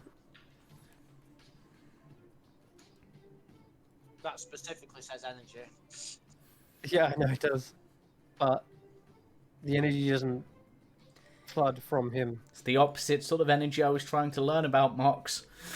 I was trying to learn about positive energy. I think that's a good shout. And or synaptic static. But that's not concentration. It feels like it should be, but No. it's not. I'm not being well. But I don't want to do an AoE because it will knock out carriers. So I'm just going to do a single spell. And that single spell is going to be negative energy flood. So close to being Circle of Death, but this is the next closest thing. So And that's a single target, right? Well, I don't know. actually, no, can't do that one either. That one specifically states you send ribbons at one creature within range. Let's go back down the list. You did this to yourself, Chris. Yeah, I know. Okay, can't use Vitriolic Sphere as well because that one says it streaks from you to the target. Can do Charm Monster. That'd be funny. I mean, technically he's an ape at the moment, so that would work, right? Am I a monster? Charm monster is anything that's not a humanoid, I think. Or actually, no, even humans count as Nope, monsters. found Charm it. monster's Okay. everything, isn't it? Yeah, it can be anything. It's just a creature. Yeah, should be charmed creature, really. Okay, no, we found it. We are going to do a conjuration spell after all. That circle that you were on, Carius, as he etches this circle into the air, the ground around you lights up in a kind of greenish flame. It then switches and turns blue, and instead of a demon coming out of the Nine Hells, he summons Mordenkainen's Faithful Hound. Really? The hound, yes, I just cast that. It is an invisible hound, and it'll attack anything that is within 5 feet of that is hostile. So that's good. It's something. That's it. That's his go. You summon an invisible creature, which you can hear barking, but you don't know where it is. It is completely invisible. That's his go. Moving on. Carius. No, wait. We're back to Llewellyn. Giant ape. So, I'm going to make 2 attacks, my multi-attack. Okay. And you said that there's a hound, didn't you? That we can You can't see it, but you can definitely hear this kind of growling and barking. So this is what you see happen. He picks up Mox inside the sphere, and he goes to bash Carius with it. I'll probably do 1 attack at Carius actually, with using Mox as the attack. How do I on target Mox? There you go. Mm-hmm. And You Missed. miss. yeah, to be fair, I probably pull the punch because I really don't want to hit Arius. But I do go to attack him, and then I go to do it again, but then I sort of like, I guess I pull back and I try and aim at this barking Okay. instead. Roll. Actually, don't roll anything. If you're making an attack at it, you slam down where you believe the barking is coming from, and it's literally 5 feet from you, right there. But as the ball slams into the ground, it does nothing. You can just hear the cobblestones crack. Fine, that seems exactly how a giant ape would, Hmm. with somewhat feelings towards friends. Makes sense. Carius. Right, Carius is going to move away a little bit because he can. Slam. Yep. Attack of opportunity. Yep, if he wants to. Yeah. Miss. Well, again. All right, swings wide as Carius crawls away to safety. You just put out the torch instead. Right. And I sort of then... slam Mock sideways. Just playing with this ball. Right, actually, then I'm gonna... Yeah, and then Carius is gonna use a 5th level spell. Mm-hmm. And he is going to control the winds. And just attempt to blow them both against the wall and just keep them there. Yeah, okay. I'm not going to Rolling put a strength save? Well, technically he can't because he's in the sphere, so the sphere's weightless. No, he would definitely just go wherever you throw him. Yep. I'll consume this. Okay, I don't need to. What spell is this? Control winds. He's doing a downdraft or a gust? Gust. Gust. Yep. Okay, the cube. It's disadvantage on attack rolls, and extra movement, so it's like difficult terrain. No. And that's it, I think. Yep. And Garrus is just like, you're going to be an air genasi, then be blown away. Yeah. Okay. At the end of that, the invisible creature is also kind of blown, but is right next to the big ass ape. It's going to take an attack at you, and it is spellcasting mod plus proficiency to hit. So. So essentially a spell attack from Mox. Yep, that's plus 10. Alright. Right, 15 to hit the big monkey. Probably because of the size, I would guess. I don't know. Yeah.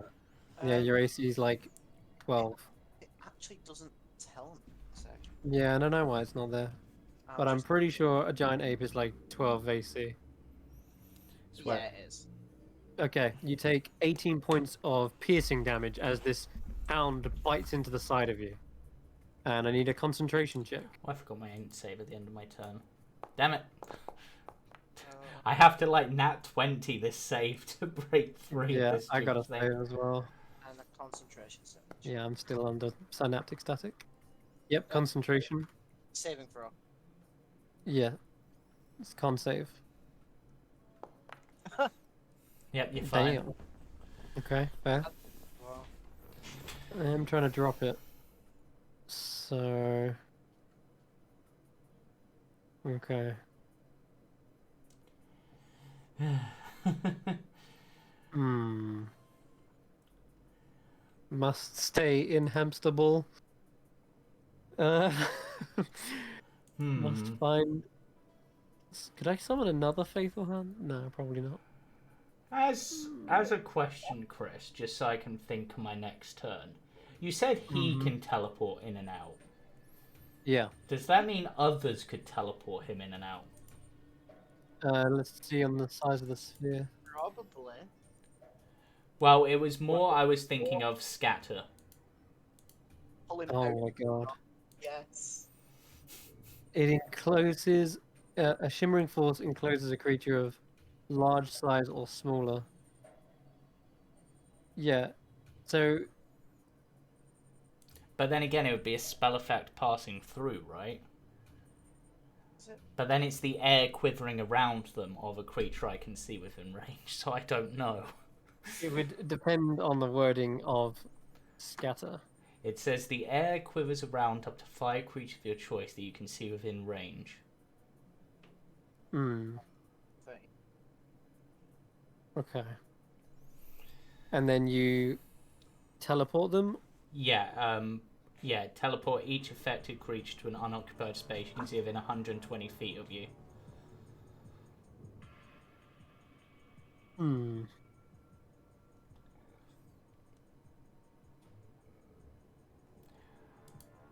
I would say you could do it. Okay, I will keep it in mind for my next Yep. turn. Okay. Oh yeah, you've just done it Yep. Anyway, back to my spell choice. again. Back to Yep. this. Yeah, there's a lot to pick from. We should have named today's session Chris's Choice. There's- yeah. I guess so. Oh, we should have called it the Mox exam. Taking the Mox exam. Maybe call it that for the YouTube video. I might do. We're changing the episode name for last Sunday's session because we've thought of it like halfway through the perfect episode name, which is Shine Bright Like a Diamond. Wow. Yeah. Oh man. Bloody hell. Shatter? Sudden laser? Point in your choice. Yeah, we can do a shatter. Okay.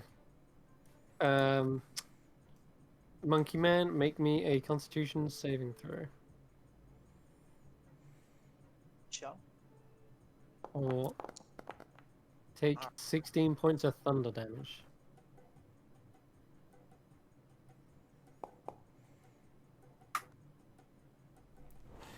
You guys not doing pass.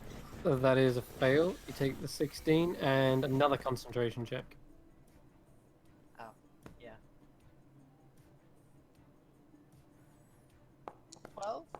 12 is, More than Pass. half. it is a pass, yeah. But I took 9 points of damage, so You Oh, it's did, okay. yeah. already done it. I'm gonna need to hit you with something harder. That's it. Let's just go. Oh wait. 16. Yeah. Oh, cool. My turn again? Yep. So I guess I'm continuing to play Monkey Ball.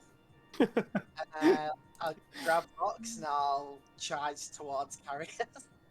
Okay. At half movement or difficult terrain because. Yeah, it is difficult terrain. But I think you've Yeah. got more than enough movement to get to me. 5, 10. Yeah, that's all I need. 10, technically. Mm-hmm. So I guess I'll keep hitting you because this idiot is being.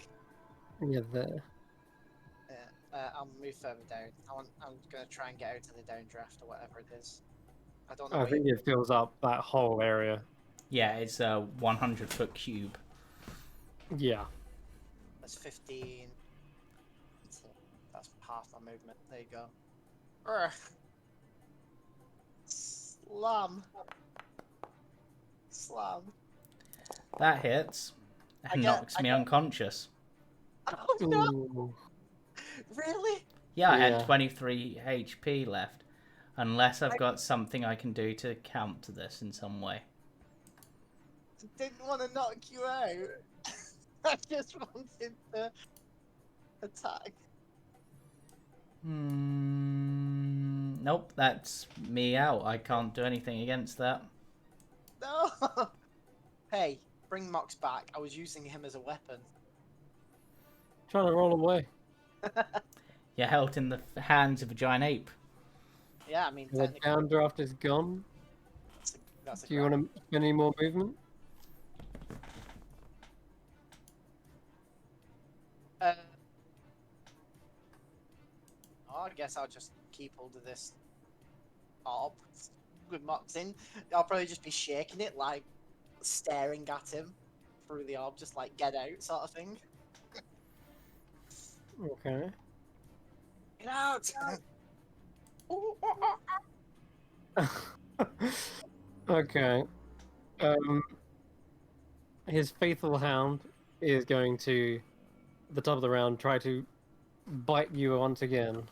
Yeah. Nom nom nom. 15 to hit, That will hit. Dangerous. and take another 18 points of piercing damage. I need. Yep. You're still concentrating? Yep. Son of a bitch. 18. That takes me down to. Um, I could use the polymorph spell to get out of your watery orb, but there's no point. I think he's done with your polymorph at this point. He's going to dispel it. He's gonna have to roll. Polymorph's what? 5th level?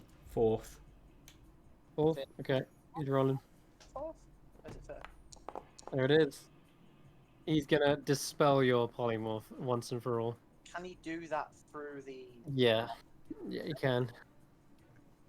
I think is the 120-foot range. Just choose a spell effect within range. It's nothing passing through the sphere.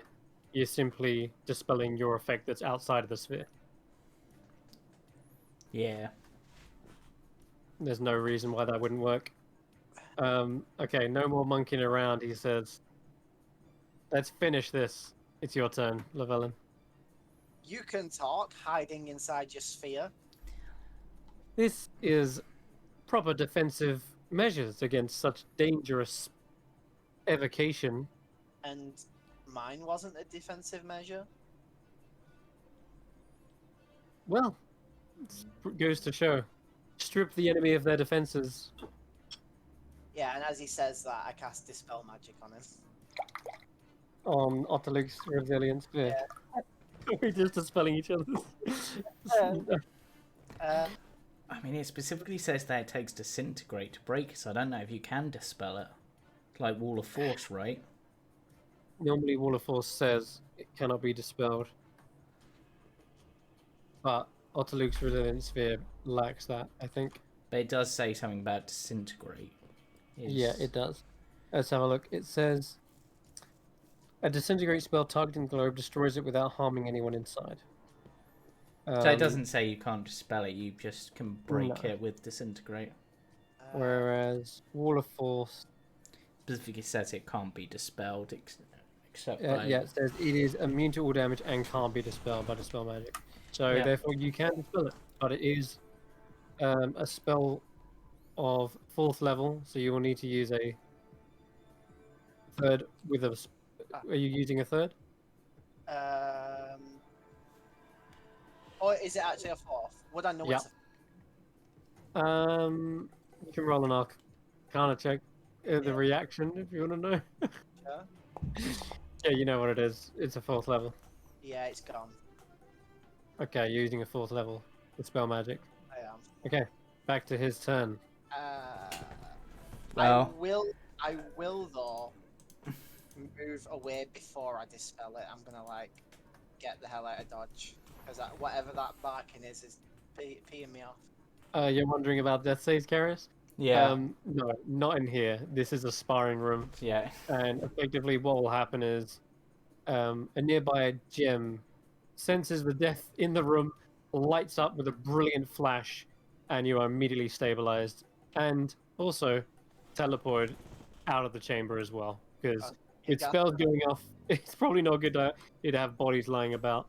Yeah. So you're basically teleported to another floor. I'm just going to drag you to... Let's drag you down to here.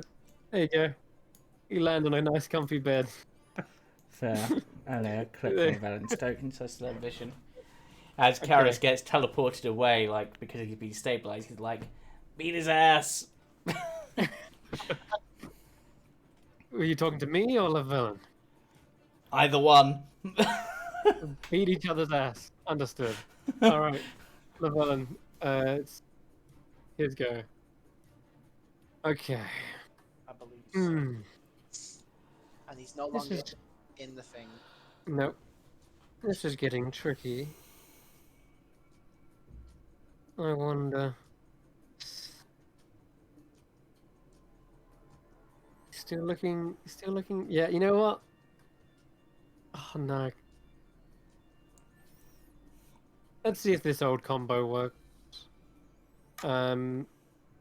He turns to you, begins weaving a spell in the air, and he pulls out a small, straight piece of iron and clangs it together on his wand. I need you to make Alright, a wisdom saving throw.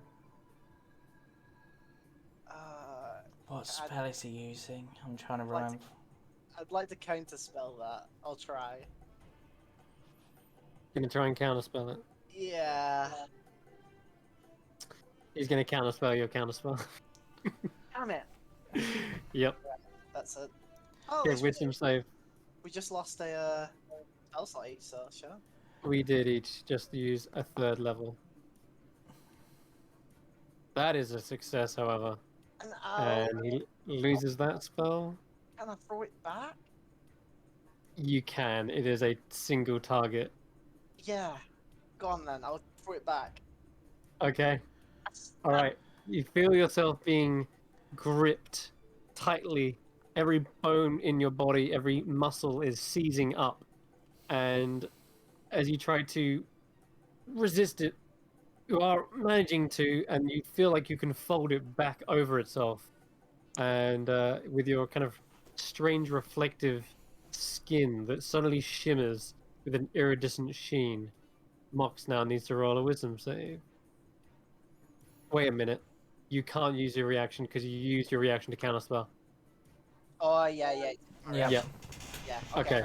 That's all good. All right. No, it's all good. We are stalemate. Mox's go is done. Your turn. This is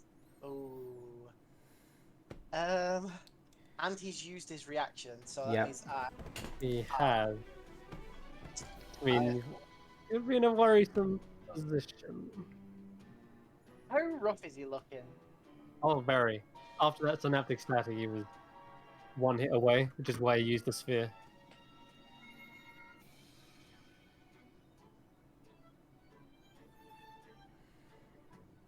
Has he used any magical items yet? No. Okay, I won't go to that then. Question is, do I lightning bolt or do I fireball? Your choice. If he was still in the watery sphere, I'd weirdly say fireball. Actually, no, I'd say either. To be honest, unless he... Yeah, either's probably going to take him out. Actually, he's still an air genasi, so do fireball. Yeah, I was just thinking that because he doesn't look like an air genasi, but he is. Yeah, I'm gonna fireball. Okay. Dex save it is.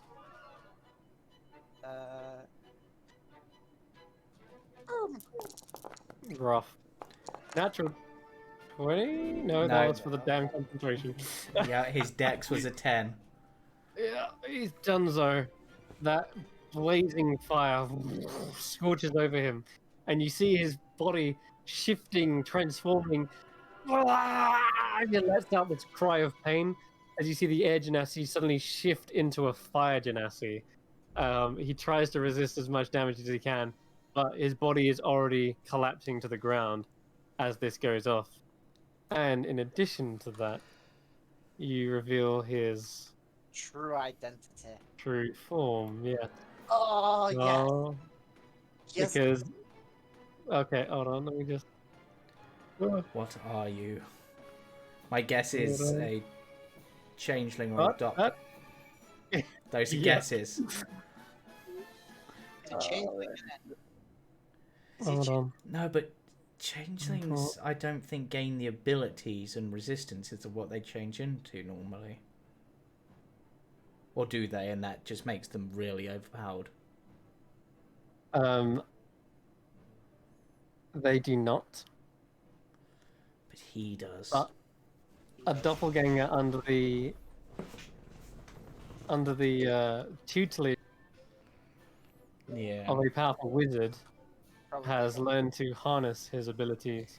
Yeah, so he's not And changing, he's a doppelganger, which is slightly different, and then he's been training here. Interesting. there it is. Found it. I just realized it wasn't the right image. It was the other one I wanted. But yeah, here we go. Here he is. Okay.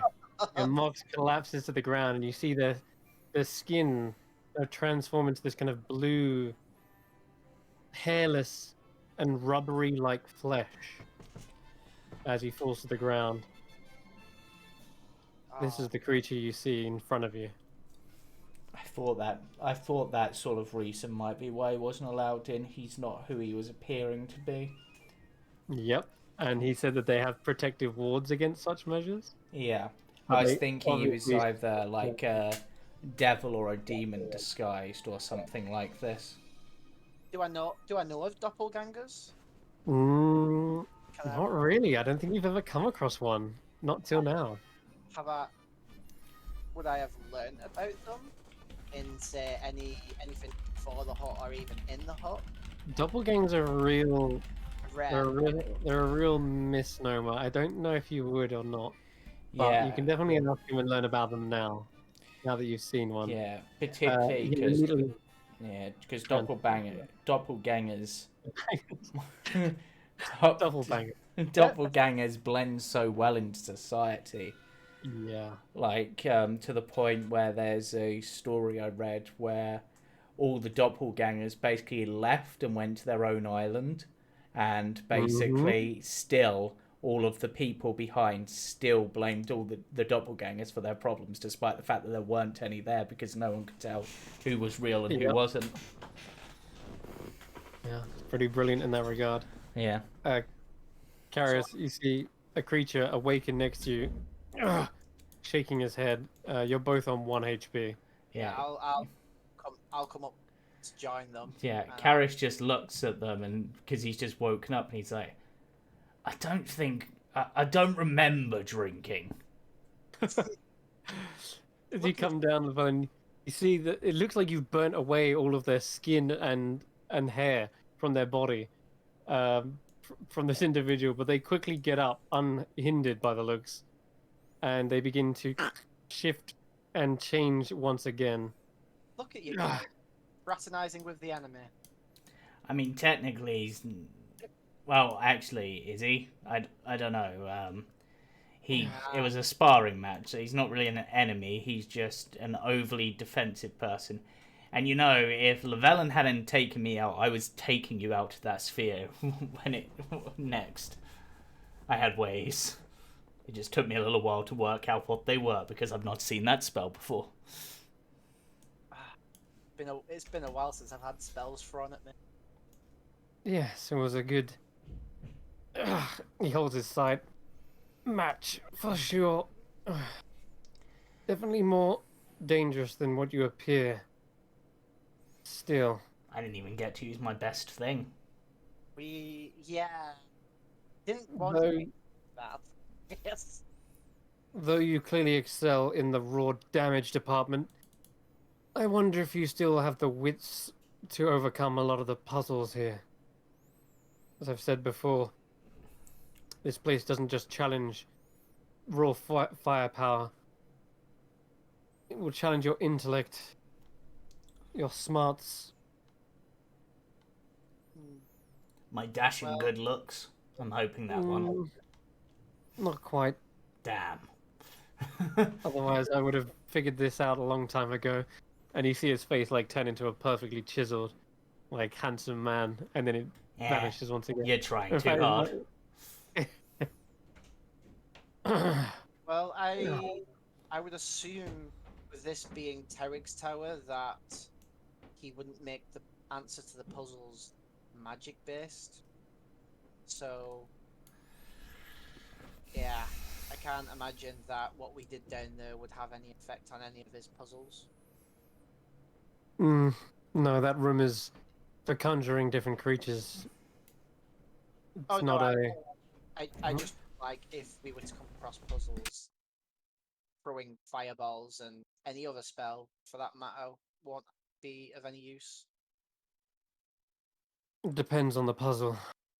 I've seen some that do require a brute force if you are unable to figure out the more lateral solution. Fair enough. Good to know.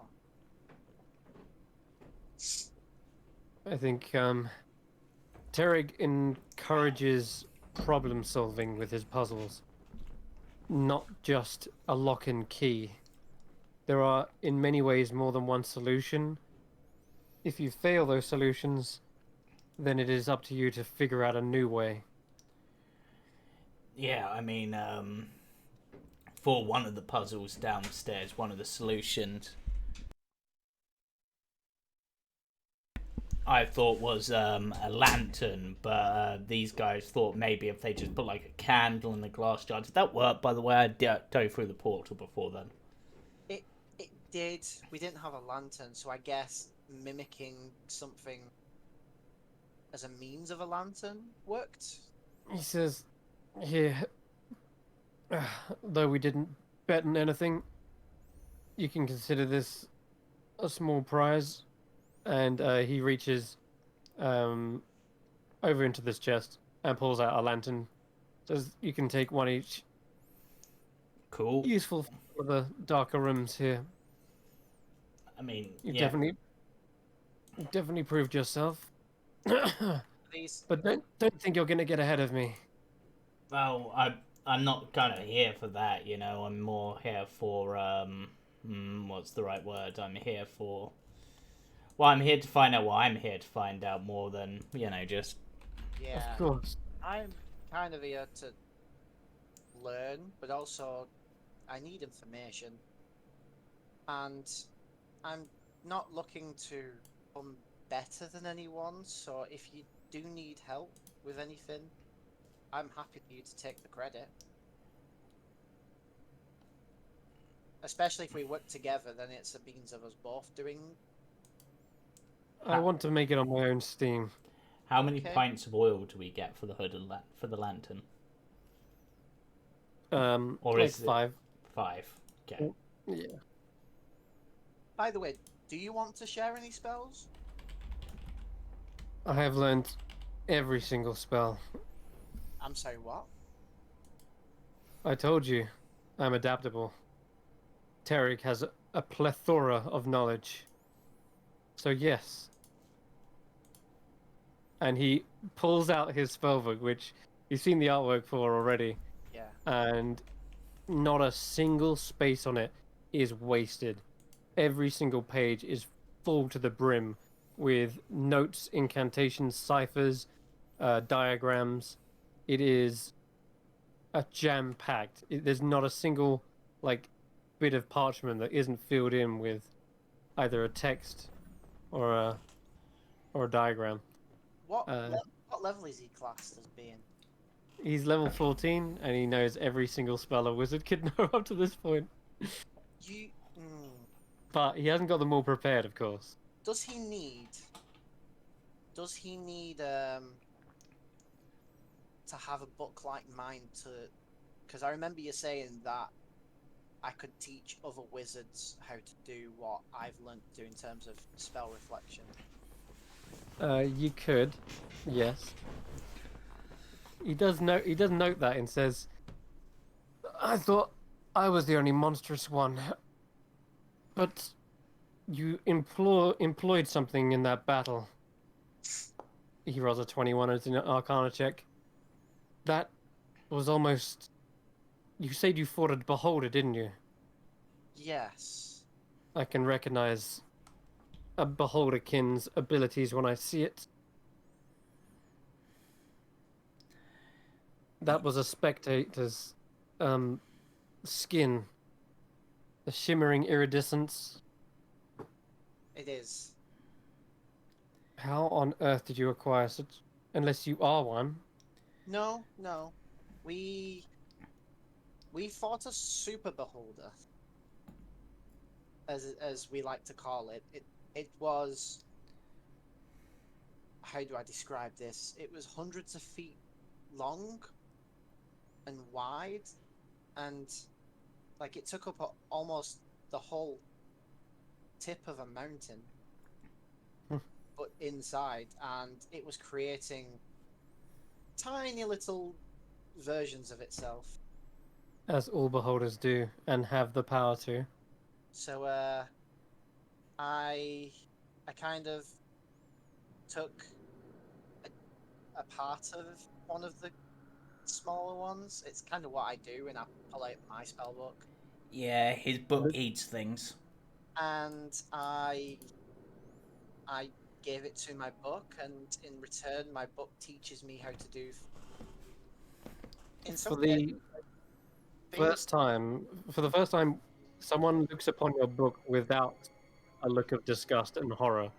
Seeing as this guy is clearly a doppelganger who can take the form of many things, he sees this book as almost, he almost sees maybe um, almost like a kinship with it or an ideal version of his own spell book. And he seems to be amazed and wonder, like wonder is definitely an expression on his face. Uh, yeah. So this book teaches me things that even regular wizards shouldn't really be able to learn. And in some cases, I can transfer that knowledge if you wish to learn how to do that. May I? He kind of like holds out a hand, Sure. and as you hand it to him, he casts a spell, which you Ident- definitely recognize as Identify, yes. and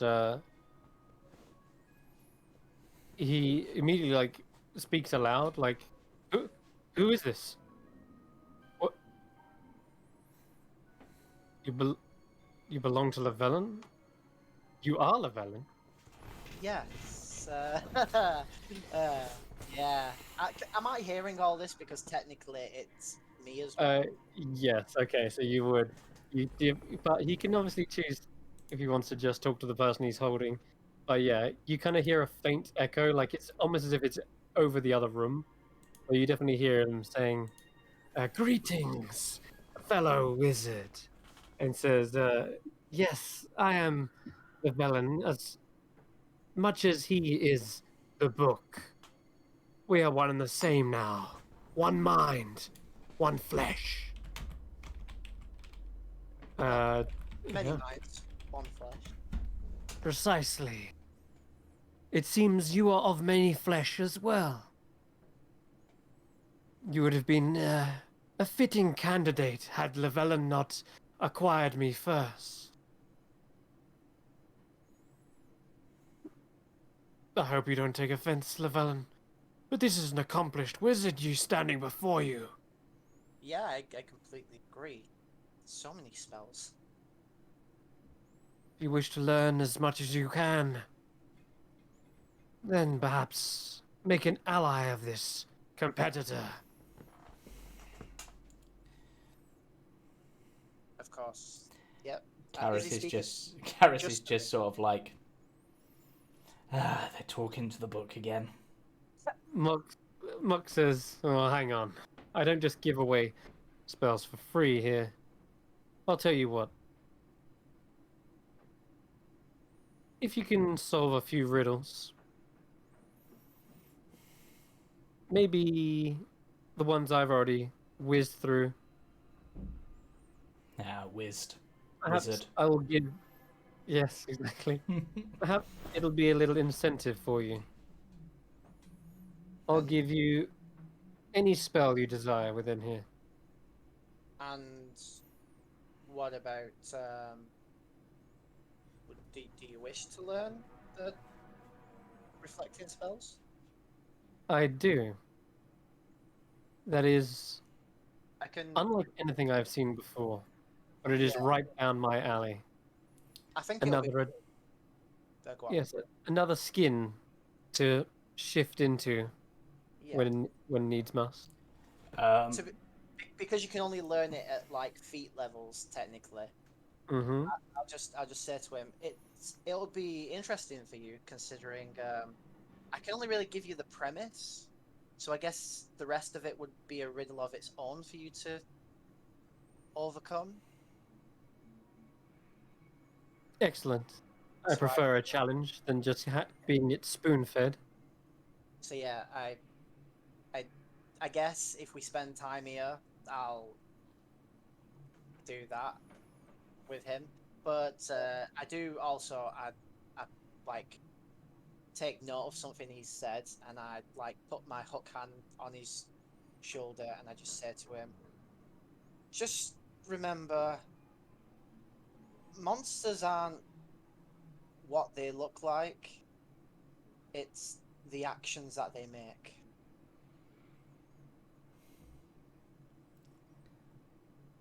He kind of nods at you and says, "Strange hearing that from someone who's butchered so many." These made a lot of wrong actions. Now it sounds like you're threatening me. If No, I make a wrong action, will I end up in your book? I do get to pick and choose, but I wouldn't harm anyone in here because I respect Terek. But I will defend myself if any of the other apprentices do attack. And you're very capable of doing so, it seems. Now, Yeah, I'm not trying to threaten him. no, no. He kind of almost tries to. He's trying to goad you into uh, a rivalry, but you're remaining quite amicable, it seems. But it does seem like he does thrive a little bit on competition, and but it seems like he's taken a little bit of a more of a friendship approach. Yeah. So, Mox and Llewellyn, you take notes, perhaps just exchange spell books for a moment or two. Mox turns to you whilst this is kind of occurring, and says, "There is a spa in the Wizard Tower that you can heal your wounds and recover." That would be nice. And he says, "The bathtub. Turn the tap thrice anti-clockwise." All right. Just out of curiosity, if he's getting spells from a spell book for solving riddles, what if I solve the riddles? What do I get? Ah, yes, I did promise you some knowledge. And he transforms back into you Right back. for just a brief second. And he says, "Just so happens, I know how to cast the exact spell you used on me." Chain Okay. lightning. Yeah. And he says,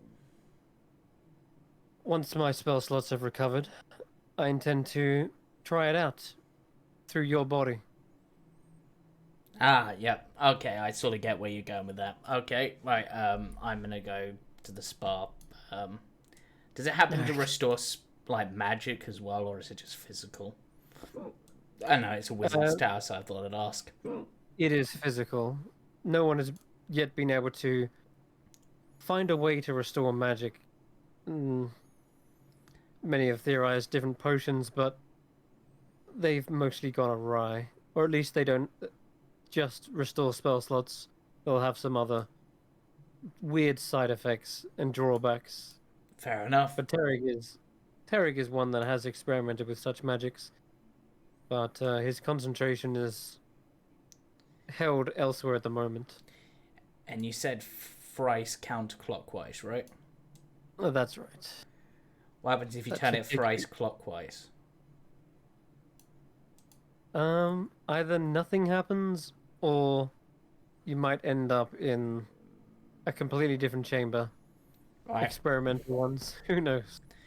Right, I'll just go to the spa and I'll just turn it thrice counterclockwise and just be like, enjoy your book, buddy, Llewellyn, I guess. Yeah, sorry, I was gone. What spell did he need to learn?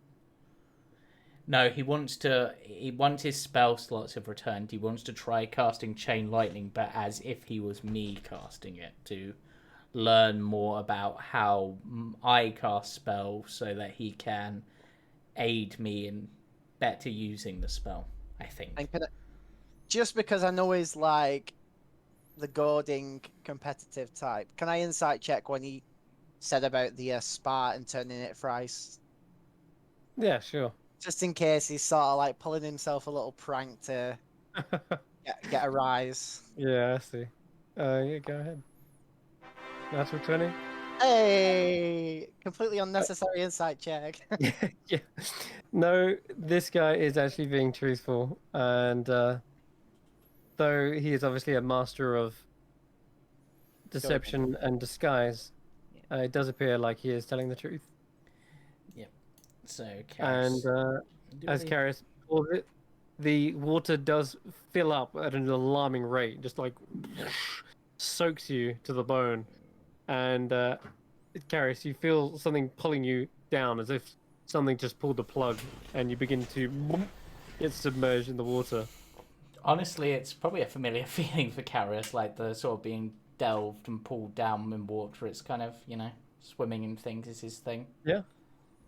There's a sudden updraft as it turns from a sucking motion into like you being ejected out of a stream and come out into this softly lit, almost natural looking interior. But as you look around, you do see walls and there is small paper lanterns lit, but the water feels fresh. It feels clean. It feels soothing and warm. There are like leaves and rocks dotted around, and you can see a step up to a wooden planked floor. And you can hear the faint trickling of water somewhere else within this chamber. Yeah, But you should be over here. yeah. Karis will have a little explore around, and then he's probably gonna end up just chilling in this hot tub-looking area up here. Yeah, you immediately spy the hot tub, and as you plop in, immediately your wounds seem to simmer away. And let's recover 2d8 Right, to begin with. So you heal for 10 almost immediately as you dunk yourself. right. Now just give me a good like hour or so in here, and then I'll go back and kick his ass. Awesome. Chris, I realized I didn't take a point of damage in that battle. Yes, you didn't. No, I know. I tried so hard. I was gonna cast Hold Person on you and then spam lightning bolts. But yeah, it's rough. Yeah, I'm annoyed I didn't get to use my chain lightning. Actually, speaking of which, Mox does have a couple of lightning bolts still. Rather than have to wait for chain lightning, you could expedite the process and do that instead. Yeah. Yeah, he's got a couple of lightning bolts. So we're gonna skip ahead just a time and say that an hour passes and you've restored almost all of your hit points. I'm gonna say you're at like half. Okay, Curious. so I'll put myself on 41. That's about half. Yeah, that's Yeah. cool. So you basically have a short rest without using your hit dice. Right. And during this Llewellyn, you can also pick any spell up to 7th level that you Are would like you to learn. serious?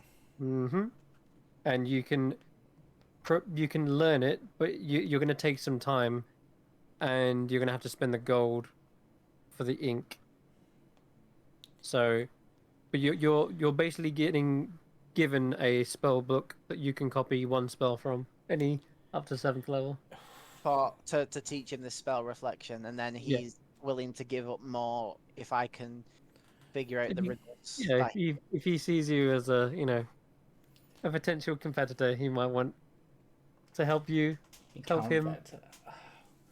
Damn, I'm not sure what even to recommend for you, man. I thought I was going to be learning from Orish. Yeah, well, Orange has got his own little.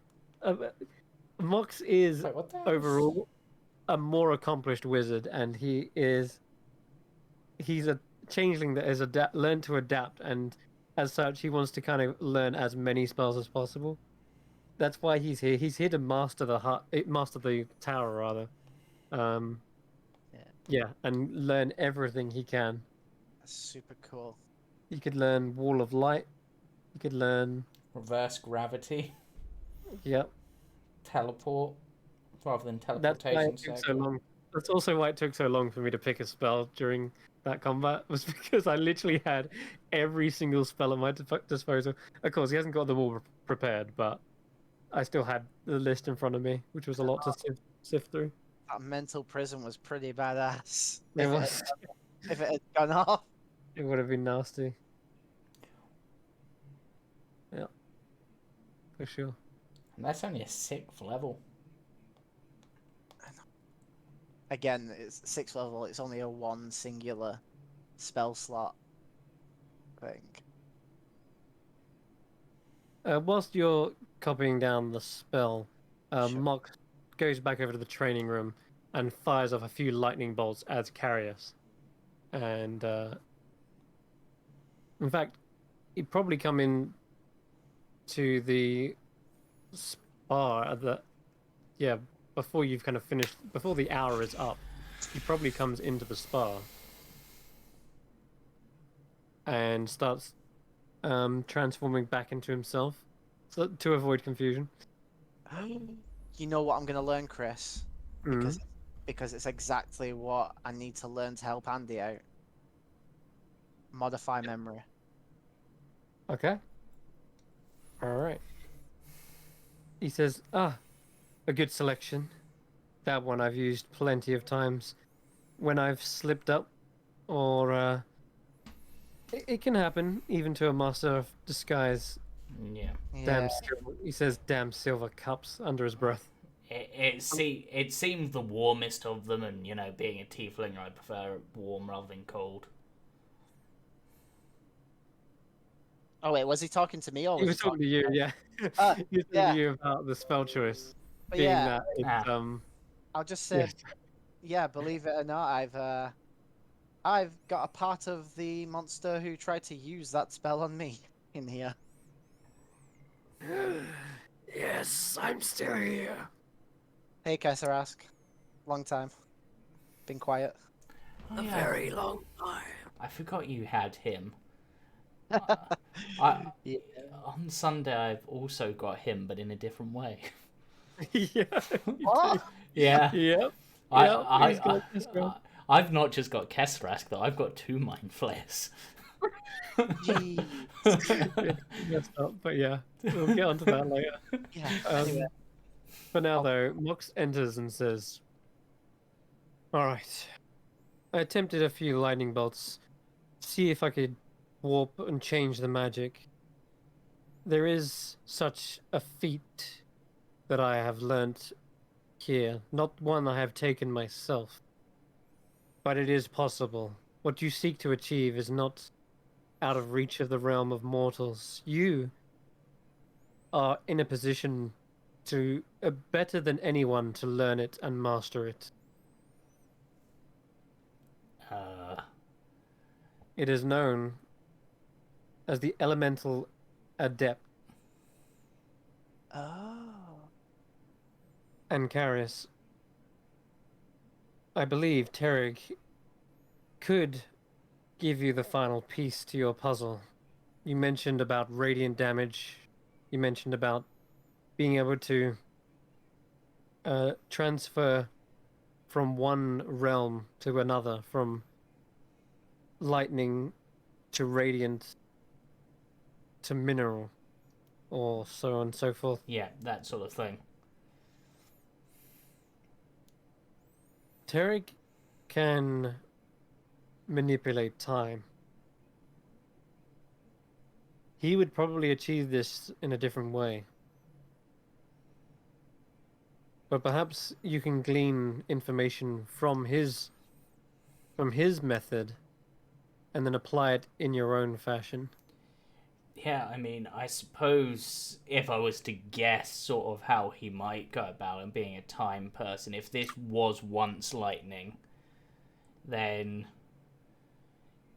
he could probably do some time thing to take it back to the point when it was lightning, I guess. Precise. Yep. But it'd be good to see that happen, I suppose. But He pulls out another sending stone. Yep, he's got one as well, and holds it up to his mouth and says, "How did you get it, level? What the crap? I don't know. I figured I would have. Did you just walk?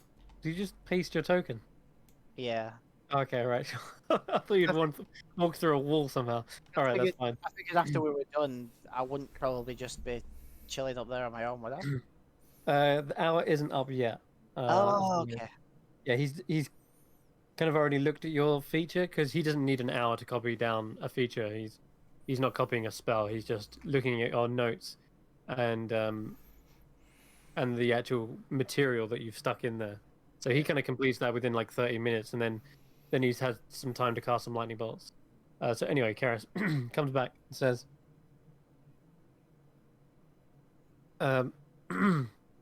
"Master Tarek, this is Mox. You mentioned that you were going to teach someone how to channel lightning. I believe that person has arrived." Ooh. It was foretold. no, It was foretold. And he says, shall I send him to you?" And you hear a voice. "Oh yes, it's about time. Tell him to meet me in the Octus Traditum." Yes, of course. And he puts away the stone once again. Says, "All right, once you're done soaking, I'll take you to the chamber. right. You can meet Terry yourself." Okay, that sounds exciting. The Karis finishes soaking after the hour, gets out, uses I think I've got shape water on this character. I'm not confused. Uses shape water to get rid of the excess water, even from his clothes, and it's just like, much better. I swear, I swear to God, if Carius wanders off again, Right. Hey, I'm allowed to wander off for once. It's never me who wanders off. it's always you and me. No, it's not. In the well, actually, Estelia. no, it wasn't. Yeah, it was Hestelia that time. But then I was thinking of the time that you and Kasham wandered off. It's happened. It has happened, but 9 times out of 10, it's you and me that go off somewhere. As a pair, normally. I don't think I've ever Yeah. wandered off by myself. I don't really wander off by myself on my own. Kashan does. Well, you're never alone. You've got your book, but I suppose that's you. So That's I'll look in another library. This is the Library of Scrolls. Oh, Yeah. wait. Mm-hmm. oh. So Um, this is where they it's- learn all the spells from. no. He stops for a second. Yes. All the different shelves are like labeled first level all the way through to like are these ninth level. just spell scrolls? Not just any spell scrolls, no. Some of them are forgotten lore.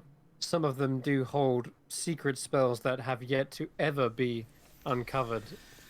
Wizards of long past that have nearly faded to time. Yeah. Oh. I just You thought. will find unique ones here. Yeah. And he points to this shelf, a unique little shelf. And you see, what is it called? It's called Evolving Cantrips as well. Oh. Can I pick up one at random Yeah, sure. and just have a gander, see if I'd be able to. Okay, I'll say you look at one that, for example, is already akin to you. Like Toll the Dead or something. You don't see a Toll the Dead Really? You don't see a message. You don't see a prestidigitation. You don't see any that are on your list already. So I will say that instead, you just happen to see magic stone, and you see that the evolved cantrip has you able to ricochet the magic stone rather than it just firing once. You can bounce it between multiple targets. Oh, really? They don't have any of the good ones that I have? Nope, these are ones to evolve lesser used cantrips. There's one for Mage Hand, there's one for Gust. Wait, there's one for Gust.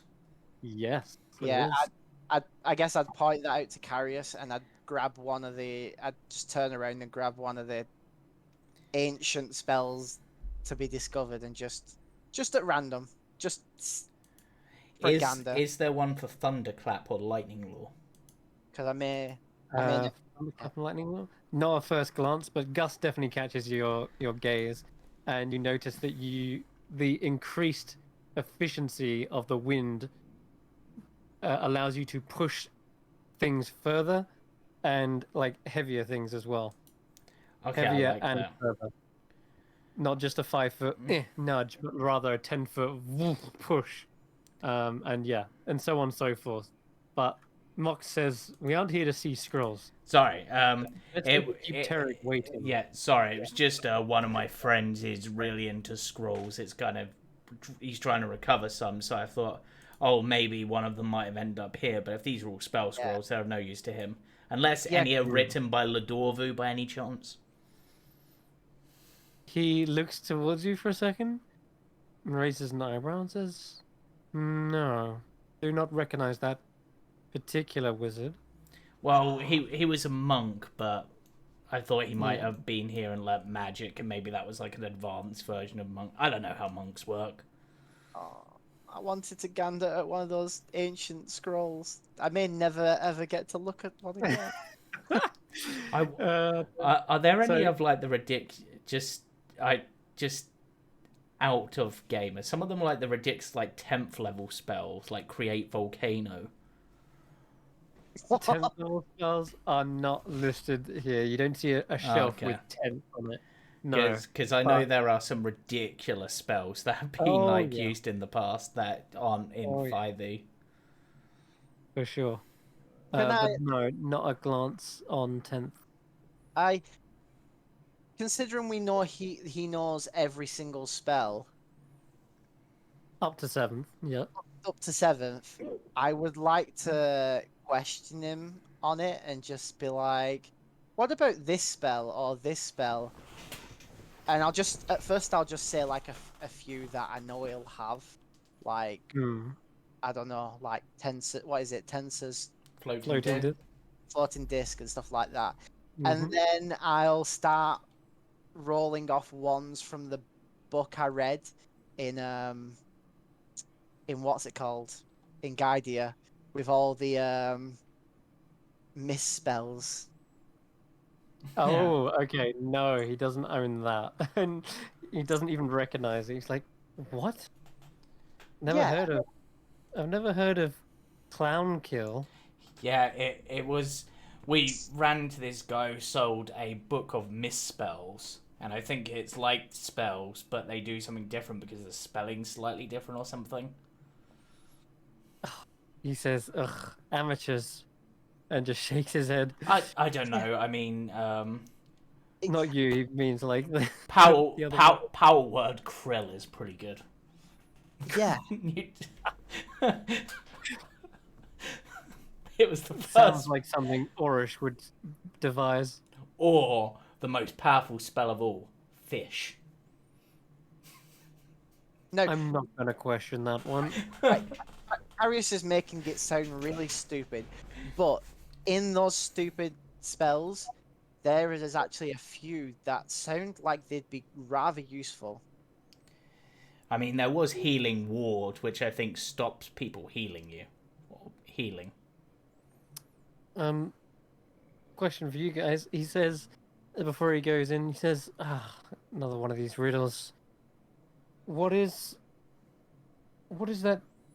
What is the word for something that is, it's like a container that holds like a small garden inside, like a small world with insects and plants. Terrarium.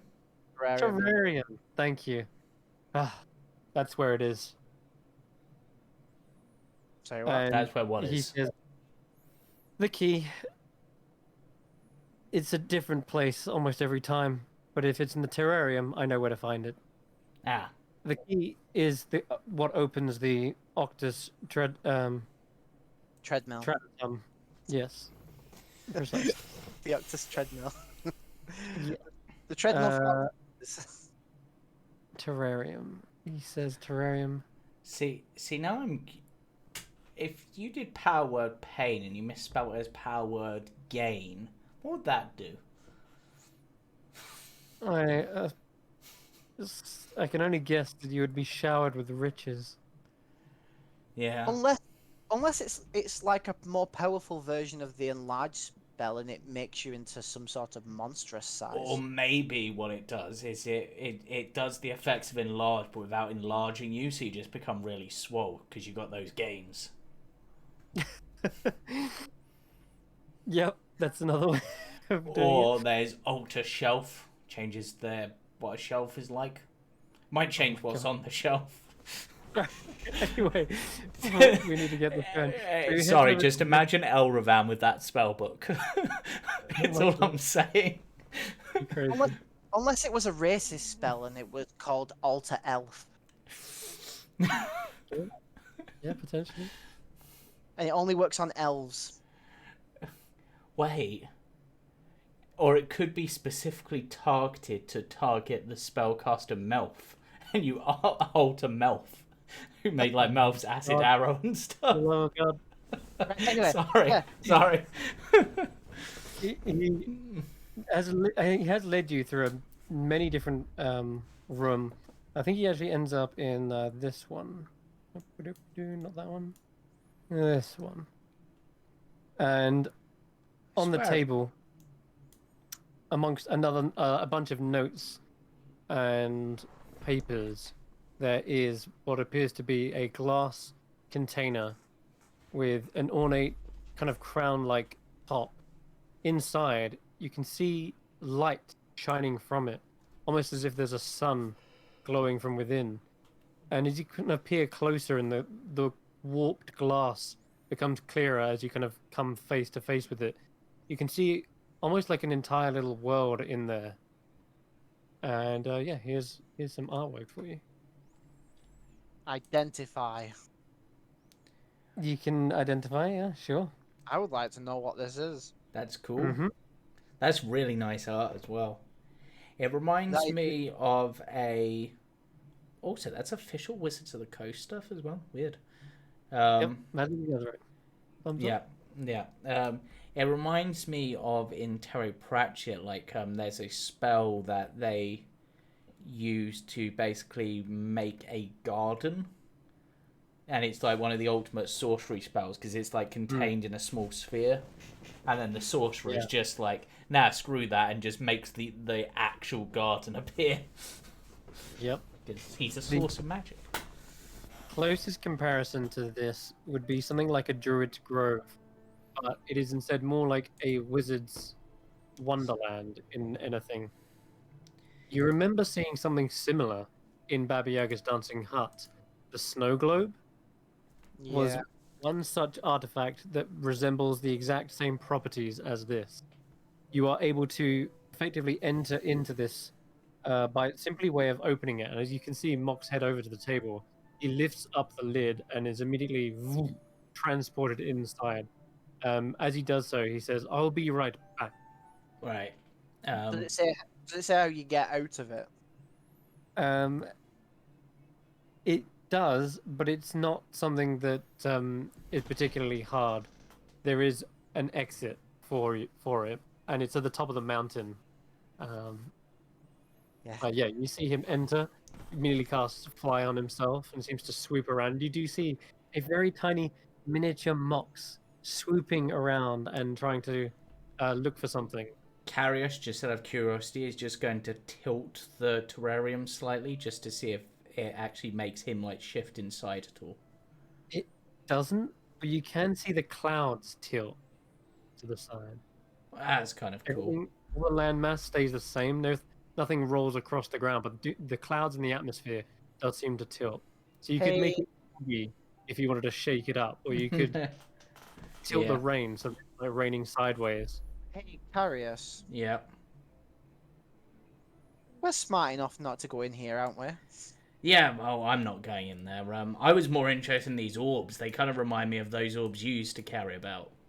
Yeah, I was also thinking that, but I was also quite interested into what it's like in there. They resemble them exactly, Llewellyn. Really? Yep, Now, if only we and had the ring.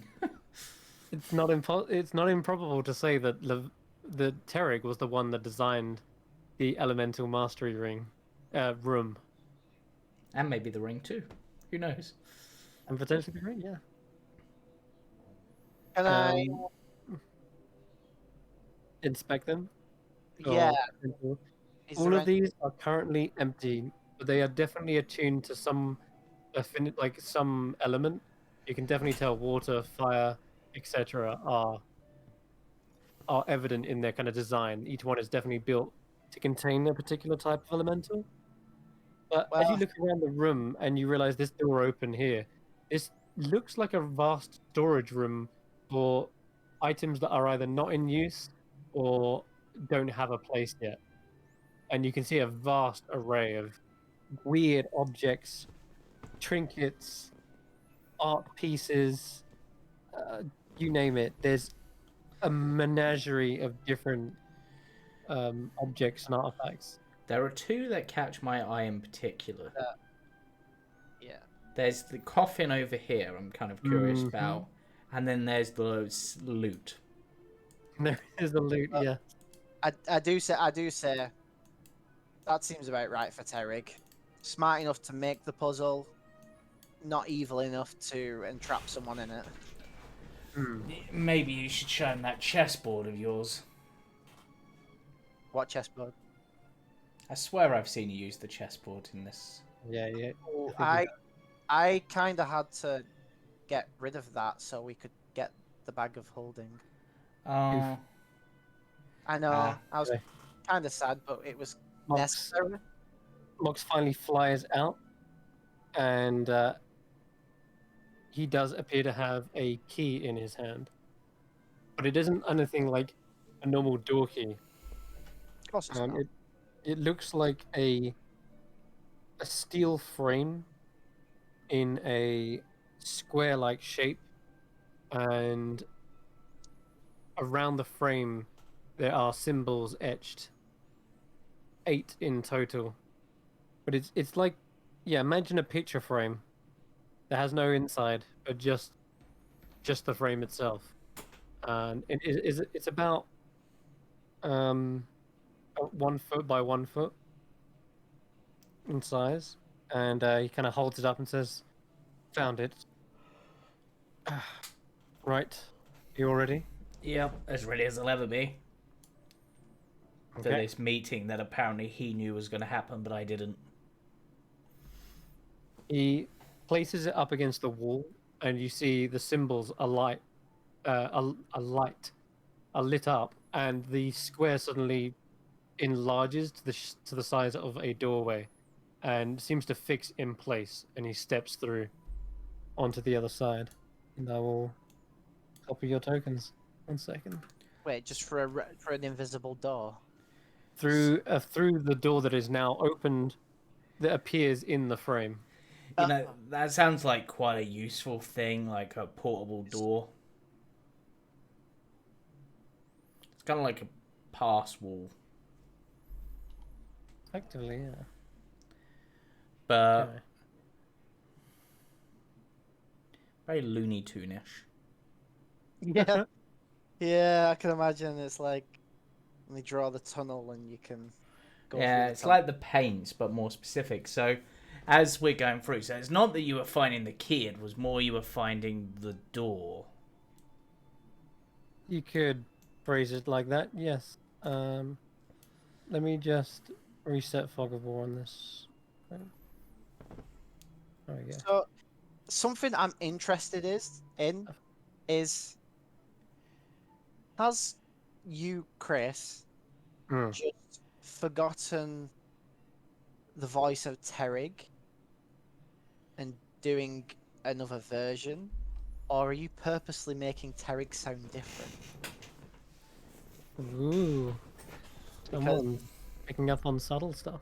it sounded different. So I'm just wondering whether it's just been so long you're just like, this is how Terrig will sound, I or mean, whether it's only been 2 weeks, 3 weeks. I know, but I mean, like, even in the Sunday game, is he just doing a different Terrig voice because he's not really got the memory? He sounded the same from what I remembered, but I might be wrong. He doesn't sound the same. He sounds No, more not like, this one. This one sounds different, but the Sunday oh, one sounds the same. But that might just be me yeah, misremembering. You he see the sounds door behind you. he sounds a bit gruffer, but he I also can sounds more see. I can't see a aggressive. door symbol, but I can see like a blue shimmery bit or the edges of it, Yeah, but only the like it keeps Okay. pulsing. Yeah, yeah. Hold on. you paused me in the door. Yeah, I did. Cause that one you doing something. He paused you in Ladorvu. The door. It's where we eventually meet him, and Ladorvu is just a door. Oh, uh, He's or Lodolvi went on his pilgrimage, and the reason he's not been seen since is because he is the new Terrig. okay, so you can see a pulsing door-like thing. Yeah, yeah, pretty much. It's kind of like fog of war. yeah. Yeah, just Okay, about. I see. All right. Um, Mox has opened up the door for you and stepped forward and Yep. says, "I guess Terrig will see you now." Right. Is Llewellyn coming with me for this, or is it just meant to be me? It is only meant to be you, but suppose we can be bystanders. Right. Let's go see what this is. Okay. We're paused. We can't move. Yeah. Okay. Well then. See, this is again that it's getting closer to where I have to make decisions, and I'm like, nah. Yep. Okay. As you enter into this incredibly large chamber, we need better than Snugs. My God. Um, Is that Snigs? Like, it was. or whatever. You see a massive dome of energy that is swirling around. It is quite fast as well. The barrier seems to be protecting a chamber within. There is a pedestal, and in the center of that pedestal is a hourglass. Its sands trickling down from one glass globe to the other. Is this All that? around, Is this the time sieve thing you're on about? he says, "No, this is not. Oh, okay. This is the Octus Tradatum. Oh, Time sieve is something far larger and far more grandiose. this I've only seen it once." this isn't the case of Terrig chucking people into this and they end up fighting themselves, is it? Not heard of that one before. Yeah, I've seen him do that. He basically pushed me and a few other people into a hourglass, and versions of ourselves kept dropping in, and we had to fight them or No. work with them to escape. It was some weird multiverse stuff. Well, this has the potential to maybe create paradoxes, but no, this is where he is able to harness all of the schools of magic and unlock the ninth chronomancy. Ah, right. I was Oh, the ninth school of magic. but Fair. yeah, if Terry ever says he's going to chuck you inside an hourglass, say no. It's not fun. I don't know. I think I'd enjoy meeting myself. I'm sure we get along. Do you see multiple other hexagonal corridors and pathways But no sign of Terry yet. I guess I'll keep looking for him. Which one of these? There's this like side passages up here. There's some doors. Is this the right way? Do you know, Mox? Yeah. I'm He's guessing there. He's, Oh, he's what? Llewellyn just spotted him. hello. And yeah, as you round the corner, you do see Terrig is standing there, staring out into the swirling barrier, watching the sands of time trickle by. Ooh, It is as you remember him, Llewellyn. really? Though, perhaps, roll me a perception check, both of, well, just Llewellyn actually, No. on this occasion. Perception check. Yes. 25. You notice perhaps his hair and beard are a little bit shorter than what you last remember. Um, his cloak is still the same. His staff does appear to be less. What's the word? Less decorated as it was when you were in the hut. Does You remember it having a bit of a more unique looking shape. This staff looks a little bit more simple than the one you saw in Baba Yaga's dancing hut. am I able to figure out if this is a different version or if this is maybe a younger version? Your Before perception check leads you to believe that this looks like he hasn't grown his hair as long, but with him being a high elf, it's hard to tell age. yeah, So I'm not going to give you a definitive answer other than the fact that his hair is definitely not as long as it was in Baba Yaga's hut, yeah, and his staff looks more like a simpler design. that's what I mean. Maybe he hasn't decorated it over the years, which is Yeah. and would explain why he hasn't any knowledge of me because he hasn't. Hmm. Maybe this is a version that hasn't been in the hut yet. Hello. Not sure if I have a title to refer to you as. So hello.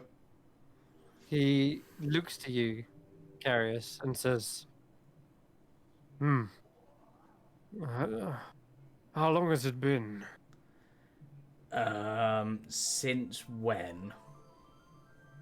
"Since I last saw you." Um,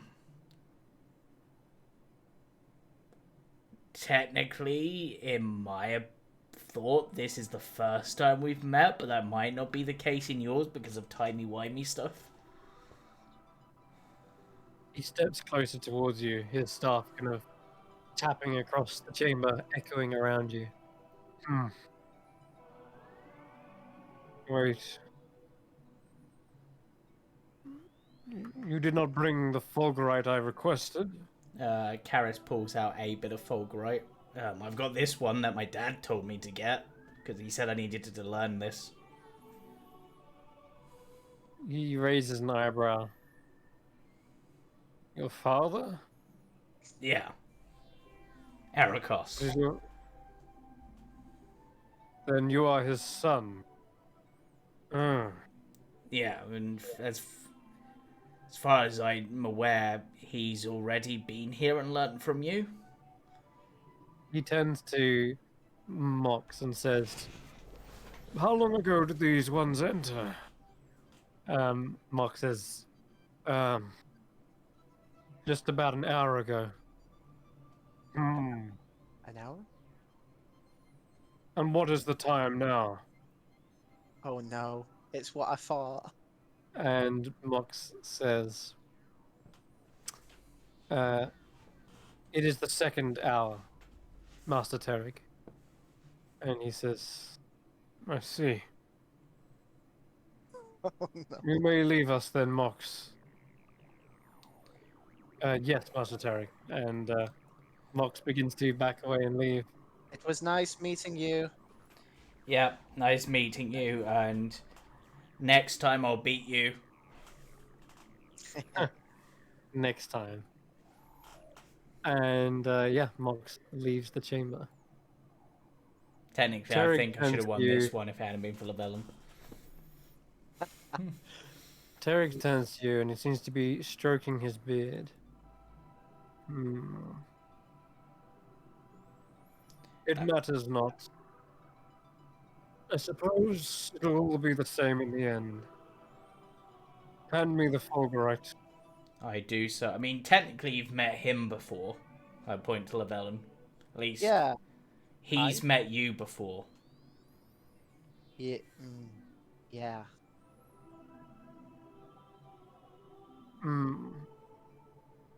That is not impossible.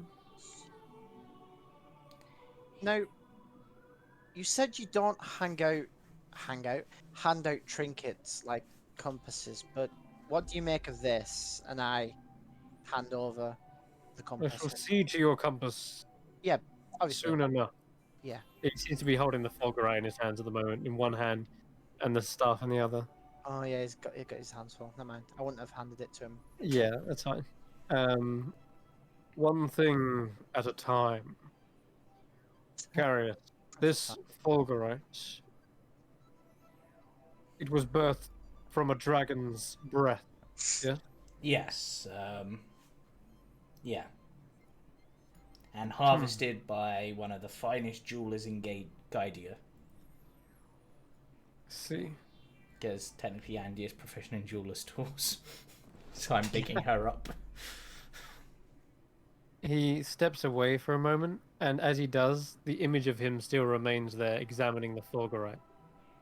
As he walks up this pair of stairs, the image of him splits and goes towards this other set of stairs. As he reaches the top of the stairs where the fork is, it splits again into another Terry. Oh my And god. eventually you see at least 9 Terrigs all splitting off, all going into different chambers. You hear the doors opening and closing, you hear the whir of magic, the hum, the woof, the sparkle, the zapping sounds in every single different chamber before every door is closed once again. And you see Terrig kind of walking back to his original step, all of them converging back to him. Oh, that's so cool. And as he does this, you see the dome beginning to sort of slow down each time until eventually it dispels itself and vanishes. And Terrig steps over into the main platform. Stay there. Right, I was about to ask. He heads over to the hourglass, and an opening in the top of the hourglass slots, and he brings up his staff and the fulgurite in the same hand, like clutching the fulgurite to the staff, and then pushes down the staff into the hourglass itself, and a great amount of magic suddenly pulses out and streams into different diagrams and lines. Symbols erupt and begin to rotate. Oh my god. As he slams the fulgurite in there, you see the sand from the base of the hourglass sucked up into the upper globe. And as it whooshes upwards, you see the same kind of pulse of magic shoot up the staff into the fulgurite, which transforms it back into lightning and then streaks up into the ceiling and crackle there for a moment. He then immediately grabs a hold of the hourglass by its base and then tilts it on its side. As he does that, you see that lightning that is currently mid-discharge freeze in the air. And so you just see this steel fork, like a photograph has been taken of the exact second the lightning strikes. And it is spread across all over the ceiling. And it just remains there, frozen for a moment. He says, "It looks like one fulgurite is all we need." Wow. I mean, that's good, because that's all I brought with me, though I could have gone and get more, I guess. But I don't know when your tower will be here again. It's confusing. He looks towards you as you ask this and says, "My tower is anchored in many places. That is a discussion for another time. But now, you must learn to harness this. Step aside, Llewellyn." Yeah, that's yeah. I'm just Prepare yourself. admiring what's going on right now. Time is now. Master it. Harness it. And you see he looks up towards one of the lightning bolts, and with a quick flick of his fingers, you see one strand of the forked lightning begin to resume time. You just barely catch the tilt of the hourglass. A single grain falls to the other side. As that single grain happens, a single bolt streaks down towards you, Carius. And I need you. Well, are you dodging out of the way of it? And In or are this you taking it? case, he wants me to learn it. I mean, technically, I won't get the resistance or anything because I'm already resistant. But let's go for an absorb element. So I will absorb the knowledge. Okay, cool, nice. The lightning streaks down towards you, and you become a lightning rod for it. As it fires into you, you feel the full force absorbed. So you don't take any damage from it in this case, because I'm just going to say that you're fully absorbing it at this point. Yep. I like to think Um, that Carys absorbs it through his broken horn where he was once struck by lightning. Oh, that's very cool. Actually, I like that. And as you feel your body charged with electricity, it does feel the same pain as when you were struck by the dragon before, except it's much more primal than it has ever felt. This is fresh lightning, so to speak, the moment it was cast from the breath. And it's not like your dragon, it's not like your lightning. It's conjured from uh, effectively a goddess that's given you this power. This feels much more primal, much more raw, like it's straight from the elemental plane of air itself, potentially. With that, you begin perhaps tracing an image in your head. If it's just come from air, where is it going to go next? But that's up to you to decide. What do you do now that you've got this charged power inside your Damn it, body? I need my elemental plane diagram again and I don't know where it is. I keep losing it. I need to save that. Just a second. All right. It's the airplane, like... I'm trying to think. Right. To a different browser, so I don't interrupt the stream a moment. Karis is absorbing this energy. Time is technically stopped, sort of. It has the results, yeah. So let me And this just... is. I guess I'll just continue to fluff. Up in the air, you can almost see the strange, illusionary appearance of a dragon that is casting its breath down. But it's perhaps just clearly an after echo. Okay, so if this has gone to air,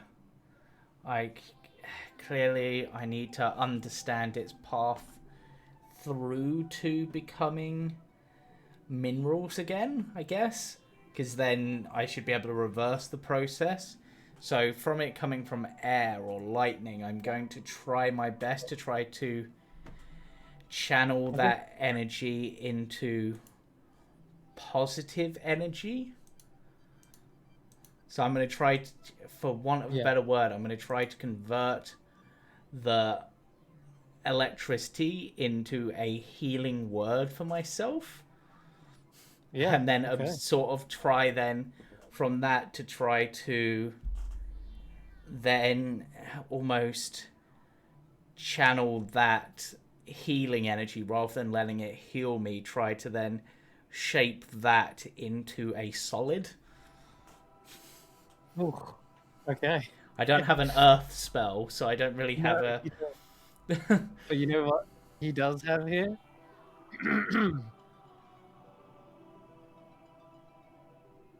What he does have is sand. Yes, so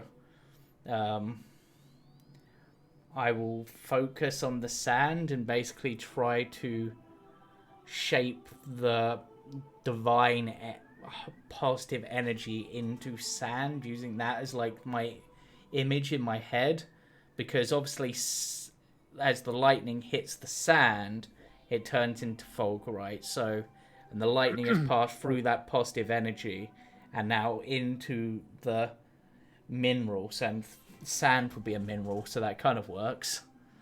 I'm Yeah, attempting it's to essentially make weirdly- fulgurite dust from positive energy. Yeah, it's weird how this all makes sense in the most convoluted way ever. But yeah, I'll allow you to roll first a charisma check, a spellcasting check. Please And, don't fail me, dice. Don't fail me, dice. It's not terrible. okay. The lightning is inside your bodies. You try to convert it into radiant. I think it feels like it forks off in a distant direction, like it's too hard to control. The lightning is escaping from your body far too quickly than it is able to catch it. It feels Right. like if you hadn't hesitated, you may have caught it in time. Right. It feels like it needs to be all in one swift action. Right. within Carius has an idea for this. So he's like, right, hit me again. All right. He tilts the hourglass again, just a slight motion. Another grain of sound falls over Right. as another fork of lightning, Okay. and the lightning bolt once again surges towards you. Okay, in this case, he's gonna catch it on one horn, like the broken horn, sort of focus that energy through and almost see it flowing through that sort of healing energy, and then basically try to shoot it out of the other horn as sand. All in one flying motion, like it goes in, down, and then back up. All right. Roll again, another charisma check. Damn it, dice! Okay. This time, Wow. it seems to go into your horn and then shoots out as another lightning bolt. You definitely directed it, but it just fires from your horn into the dome, like into the dome ceiling, and disperses there. Right. Tarek says, "Aim back at itself. Aim back the way the fork came, back Okay. into my staff, Right. and back into the fan." Okay, I see. Right. Okay, let's try this again. Okay. Also, how many absorb elements have you got left? Just out of curiosity. 2 more. Okay, go ahead. He fires off another bolt as he tilts the hourglass. Yeah. Okay, so in this case, rather than doing the fancy horn thing, I'm essentially gonna catch it in one hand, try to get it to sort of flow through, and then I'm gonna put the other hand sort of in that exact same direction and try to send it back through the lightning bolt he sent. Okay, cool. Roll a charisma check. There we go. Much better. That worked. And you've got a clear visual aid, the track in which the lightning bolt is going to flow. As you direct it, it almost reconnects with itself, and for a moment it feels like you are reversing time as you send the lightning bolt back down the path that it has already created in the air. It forks upwards and around, down into the staff, and back into the hourglass, where you suddenly see the sand crystallize and melt into a fulgurite, like a fulgurite globe inside the actual hourglass itself. And Terrig looks impressed at this. Both his eyebrows have raised almost off of his head, and just turns back to you and says, "Yes, that is exactly how one masters the elements. From beginning to end, or end to beginning, you need to master every step that lightning exists. Now, I wonder, can you do it from this direction, and he opens up the casing of the hourglass and pulls out the fulgurite from the sand and hands it to you. Right, so essentially, alright, so this is kind of weird. How am I gonna?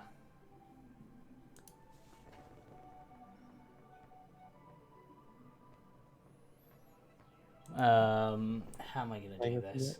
Yeah, I'm just trying to think. He's going to.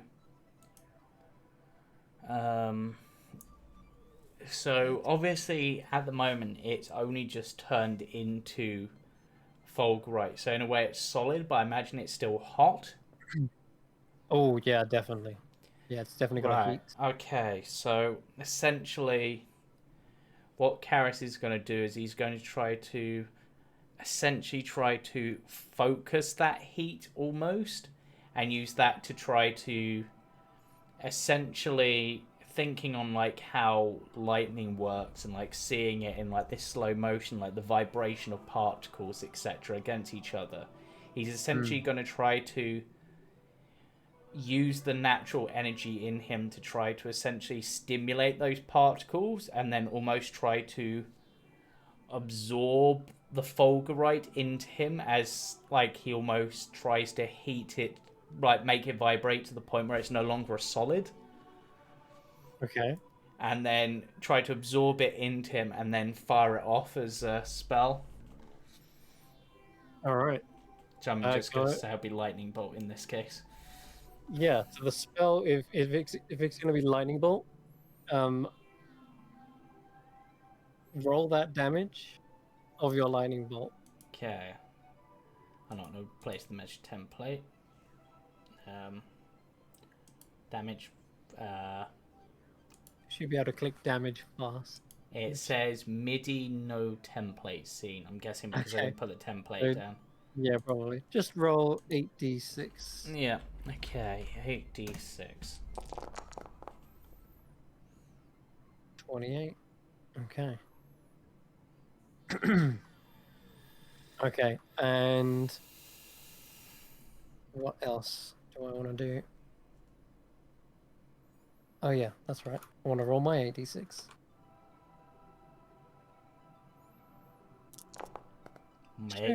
My 8d6 is slightly better than yours. I don't know if that's good or bad.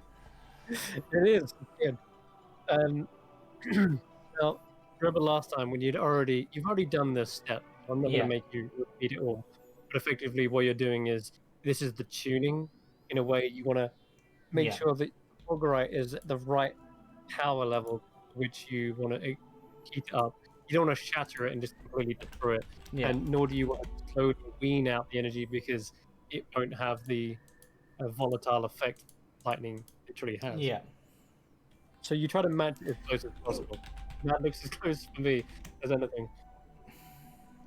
It's only a single point off, but yeah, you extract the kind of energy that is still prevalent there, the heated fulgurite, and you begin to lightning bolt the fulgurite, casting through it as if it was your spellcasting focus.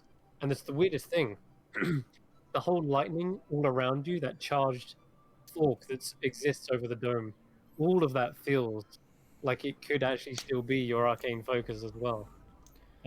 It just exists in a different form, an energy form that has been frozen there. And it's giving you the time in order to sort of analyze each step of the way. It's hard to master something that happens in a split second, but having it frozen here in this time allows you to carefully craft and weave the magic and extract it and then release it as a lightning bolt. Where are you firing it back? I'm essentially, because he said if I can do it in reverse, yeah, essentially I'm going to try to send it back into the hourglass. Oh my god. Okay. So effectively causing this cycle, this flow of energy that goes from the fulgurite into the lightning, back into the hourglass, and then back into fulgurite again. And yeah, it's this streaking bolt that surges forward at pretty much the exact power level at which it was fired from in the first place. And you see a strange thing as this bolt comes into existence. The ones that are forking around on the dome, the ones that were stuck in time, immediately vanish and disappear. Uh, it seems as though you just Okay. ever so slightly create a mini paradox with the lightning, because you would have actually created like more energy out of nothing by basically just like making one fork into another, repeating that process. You'd basically have unlimited lightning, Yeah. but it seems as though that was cancelled out, and this lightning bolt is now back to the base first fulgurite that existed. That lightning bolt does hit the hourglass once again and cause another stream of fulgurite to exist back in it. Um, Tarek turns to you and says, "Hmm. Suppose there's only one real way to test that as well, isn't there? This might hurt." He lifts out the fulgurite and once again repeats the same process. Places the hourglass on its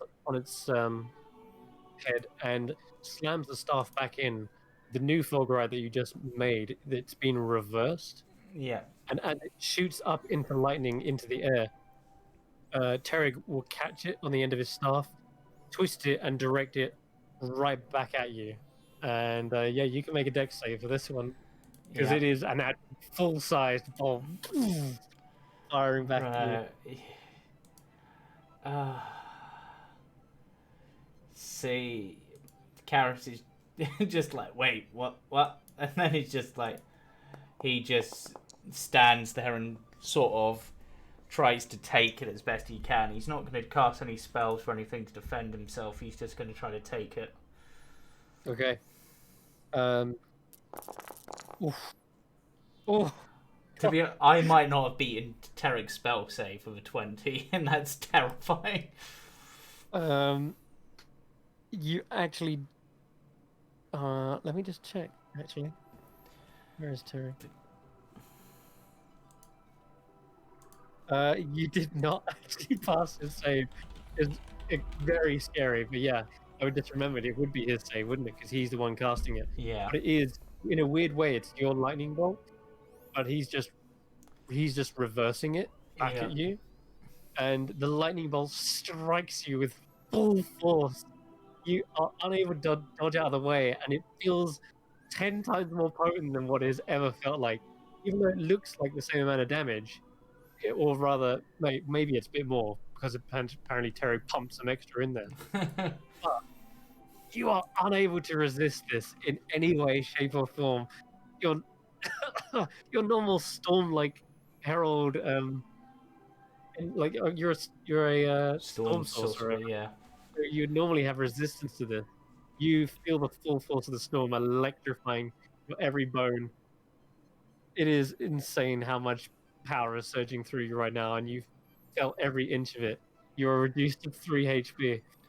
Yeah, Karis just sort of goes, just sort of looks and goes, ow! But, on a perhaps a positive or negative note, not the hardest hit I've taken from lightning before. It's not often you get struck by a god. At least I think that's who hit me. That was your lightning bolt, Carius. Well, it was a dragon. Effectively, what you've just accomplished is fire a dragon's lightning breath back at it. Does that You mean? are the dragon in this case. Does that mean I could even overcome? Because I know, like I still take the damage from lightning. I just shrug off a bit of it, but I know dragons just don't get affected at all. Does that mean I can even hit a dragon and do damage with lightning if I do this?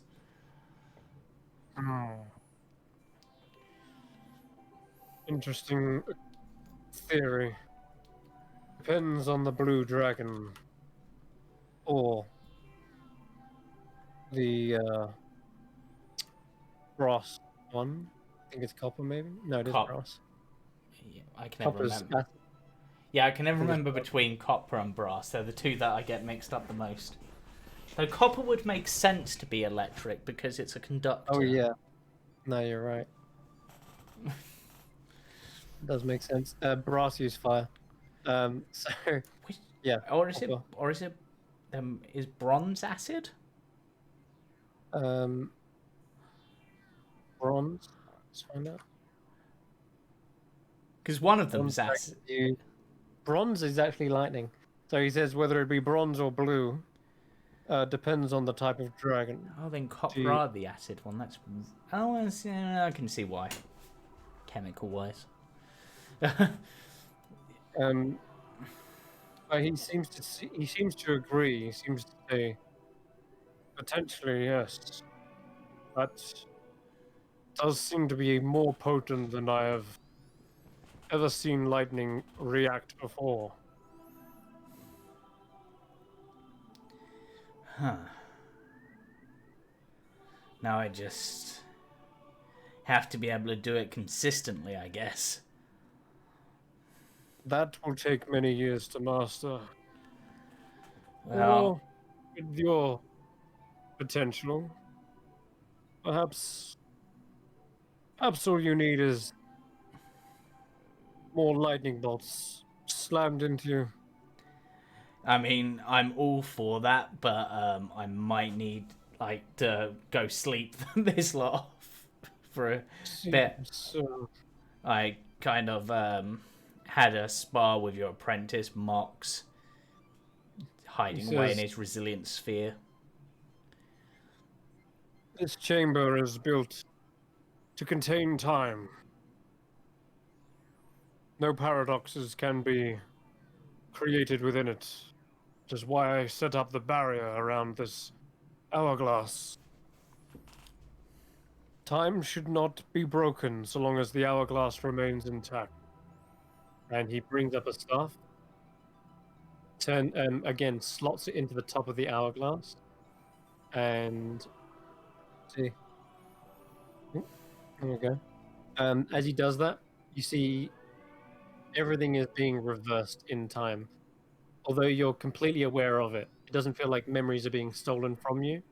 Everything is just being reversed, and you suddenly heal for 38, and you get all those spell slots back that you just spent.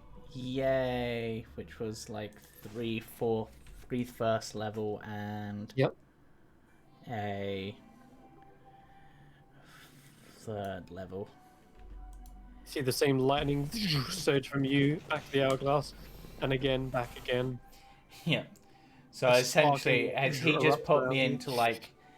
Have I essentially entered like an eternal loop, but I'm not sort of forgetting the information, so each time I'm getting a little bit better at it and understanding. Yeah, effectively. You could say, if you want to do the process all again, if you wish to practice more, I shall assist. But I Oh. believe you might have the knack. Alright. There was one other thing I had, which perhaps this is the key to as well. This is mastery of lightning to some extent, being able to amplify lightning and overcome resistances and maybe even potentially immunities. But is it possible to... Obviously, we've managed to turn lightning into mineral, I guess, and back again. But is it possible to learn to turn, for example, lightning into fire, for example? That is possible, yes. Through a feat of transmutation, one can master the elements, sending it through the cycle and planes, stopping at which door they wish to open, and transforming that energy. A mastery of evocation as well. It's definitely needed. Well, if I'm gonna try to become that master, because to truly master lightning, I need to be able to change it and use it in ways beyond what it should be capable of. Like, imagine that, and Karis is just like, I'm just imagining the air genasi who sees me about to cast a lightning bolt, and I'm like, ha ha ha, I'm resistant, and then suddenly it's a fire bolt, but not this firebolt spell, but like a flaming bolt to differentiate. Indeed, what you ask is possible. I have seen it myself. Not ones under my tutelage, but ones under my apprentice. She was a master of this as well. Wait, this apprentice, they wouldn't happen to be called Malone, would they? That is her. Yes. Ah. Well, I know her apprentice. Never met her, but I know of her. He steps forward at this point, and he says, sorry, yeah, so clarify, Malone is the one who's actually mastered the one thing you're trying to figure out. Okay. Yeah, not her apprentice. What he meant No, was my but apprentice. yeah, but no, that was just Carius basically explaining how he knows the name. Like, I've met her apprentice. She's actually She has an apprentice. yeah, she's actually in your tower right now. Kind of got separated when I went through one of your portals and ended up in the library, and she ended up somewhere else. Speaking of my apprentice, he steps closer to you, Llewellyn. Yeah. Hello. Where did you find this? So, interesting story. Do you know the mountains around Wheat? I do, yes. So inside there, Ice Elegy Mountain. yeah, inside there was a beholder, probably the size of this room. And amongst its hoards, not specifically that room, but inside a chest was these robes and an egg.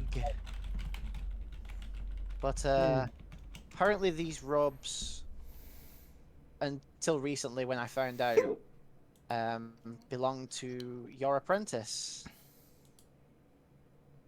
Why would she abandon her robes? I don't know, but it makes me wonder why she was working with beholders. Well, yeah, I mean, from what we've learned, we think that maybe either the robes or this egg she had, or that we found, is an anchor for her to come back to. I'm honestly hoping it's the robes, so that when she does come back, she just pops up inside the robes with Llewellyn, because I think that'd be funny. An anchor in time. Yeah, That is quite genius. but She has taken what I have done with the tower and effectively made a smaller model of it, but with the robes. or the egg, we don't know. He looks at you, and you can see his eyes flashing, and a wisp of sand brushes over your shoulder and says, I wish to see the robes closer. Like,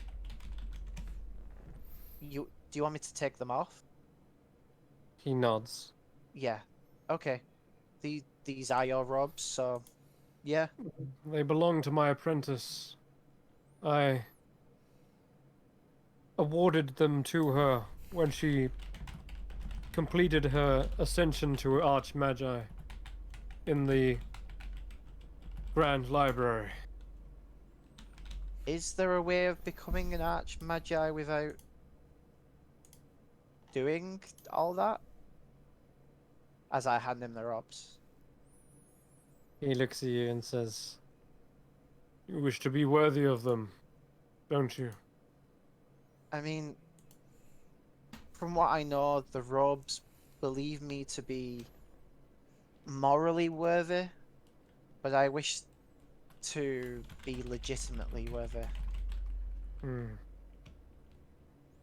The Grand Library has many trials, many challenges for young wizards to overcome. I, myself, have modeled the tower on my own designs, challenges, ones that address different problems that wizards may encounter. Ones that I believe are more useful in the world in the grand scheme of things than the Grand Library offers. They are much more interested in their own kingdoms, economy, agriculture.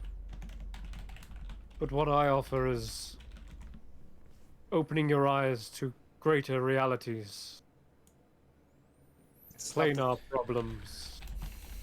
not the first time you've told me that. Hmm. Probably will not be the last then, if this cycle continues. Um, My ways were seen as unnecessary, and in some cases, far too ambitious.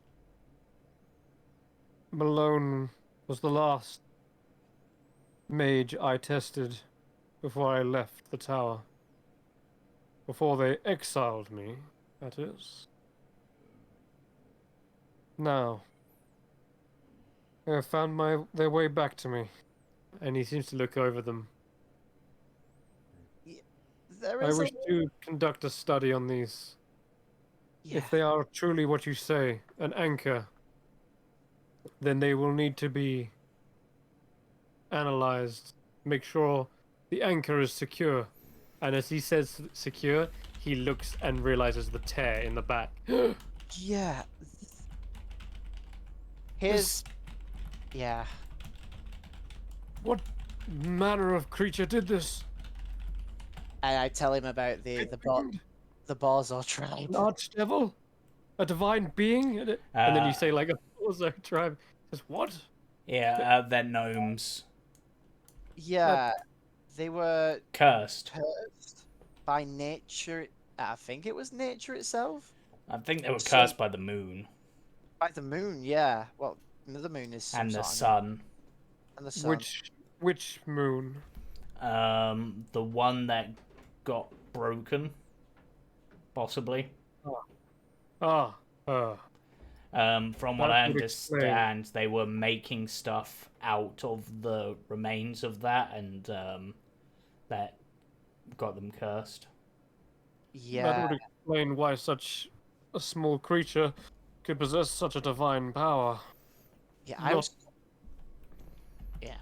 normally creatures cannot destroy a robe of this caliber, but That's what I if their thought. claws were charged with a divine curse, that makes sense.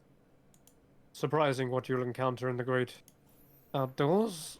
You can fix it, Still, right? fix it. I made these, Evelyn. Then yes, I would say yes. Yes. I can, but the process is as long as creating a new set. Oh, although Yes. although you're a time wizard, so would you be able to do it quicker? Not that I'm asking you to. I'm just wondering, like, Some things I do not like to rush, especially if it is as intricate as this. She has created an anchor for herself. Any magic that would be used in repairing it must not tamper with that anchor. that And it makes is an anchor of time. If I was to speed up that process, it will potentially undo the magic of it being an anchor. It might pull her back several years in time by the amount of time I have sped up. No, Llewellyn, this is a process that will have to be done slowly and methodically. But it can be done. And Uh, if it If it is for the safety of my former apprentice, I shall do it free of charge. And what if, well, for one, what if it was the egg instead that she used? By the way, not just a normal egg, very special egg. That I shall confirm in my further studies. I But will cast Greater Identify to confirm this is the anchor and not the egg. oh my god. And but also, what if the reason she used it as an anchor is because morally she couldn't wear them anymore? Working with beholders and all. That is a peculiar situation. One I would like to ask her myself. Because I hope not, because my friend has a lot of respect for her. It has been some time since I have been able to scry on her. Do you have any information of her whereabouts? Sadly not, and neither does Irina from what we can tell. Just that she's not in this time, I guess. Then we must make sure that this is a way for her to get back. Maybe she's even trying to get back right now. Yeah.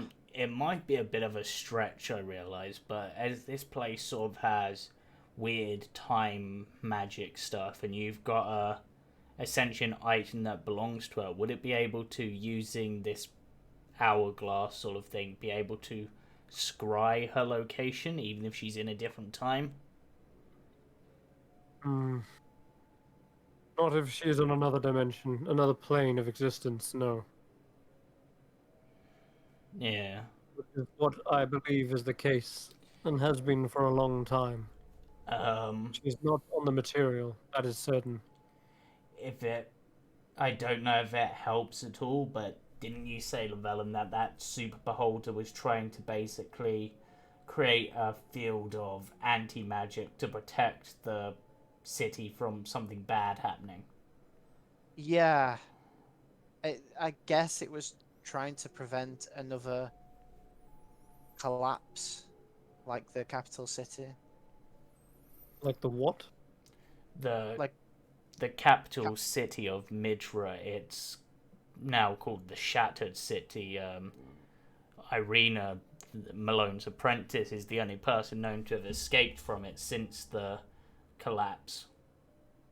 I, As you speak these words to Terry, you see the runes in the center of the chamber dim out. You look over towards the hourglass and you see a crack form. It doesn't shatter it, but Tarek looks over towards it suddenly. He almost like snaps his own neck, and the speed of which he does this is like darts towards it as if like something disastrous is about to happen. Immediately he's just gonna misty step towards it and appears next to the hourglass. He turns back to the other to you guys and says, "The Shattered City," you said. yeah. Yeah. I need to know this. Tarek, have you He ever been a Stepped part? away and yeah, sorry to interrupt. He is letting you speak, but he is at the same time as you speaking continues to cast a spell in the area and creates the barrier once again. Sorry, go on. I need to know, like, have you ever been in Baba Yaga's hut? Or are you a different? Are you a version that's never even been in there? A version. There is only one version of me, so much as I'm aware. Well, But if that's the case, then you'd remember me. But maybe you're a younger version. my business with Baba Yaga has yet to be concluded. So you haven't built the hut. I have begun construction, or should I say, expansion of it. Am I to speak about things of the future for you then? You see another crack Like- form in the hourglass. Terry Is it- turns to it and He seems to strain and holds the barrier. Yeah, this is why I asked him that instead of actually saying stuff. This is a younger Terry. He hasn't even met me yet. Yeah, if I still have the compass out, I instantly put it away. He looks towards the compass as you're putting it away and says, "Wait, this seems like you're straining something, Um, but I must see that compass." are you sure? Because if what we've said so far has caused this much damage, is it worth causing more? I think the damage is what is done is already done. The damage is just catching up with itself. I It's hard for me to explain. Llewellyn, hand me the compass. I do then. That's He says, "Masterful design, if I do not say so myself." only you would compliment yourself like that. Oh, I am not complimenting me, but my future self, it seems. Yeah. I will borrow this as well. Make sure that I know how the design works and how to calibrate it to this place. Uh, For the time being, speak no more of this shattered city. As he says that, like another, the crack that already exists sort of spider webs ever so slightly. Even uttering the name in this time is causing enough damage. yeah. Karis is just sort of pondering to himself. Like, he's not going to say it out loud, but in his head he's like, I wonder if, like, this compass which Llewellyn has just handed over is the one that's going to be handed to the person that Llewellyn got it from. Like, in order for the compass to be given to whoever in Steph's party it was given to, it has to have been given to Terry by Llewellyn here. Like, it's a complete circle.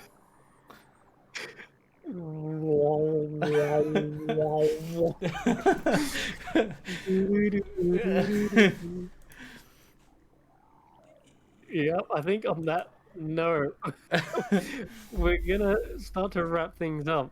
Yeah, we've ran an hour longer I than we think normally do. we've gone on a bit longer here, and I think on that small little mind-boggling revelation, we will end tonight's session. And yeah, oh, what a strange, convoluted one it has been. But starting to unravel the mystery here, and Carius, you have unlocked the ability to, once you have been hit with a lightning attack. Okay, so this is going to sound confusing because it's not the feature yet, Yeah. but it is almost halfway there because you've I, learned it, but you just need to practice it. yeah.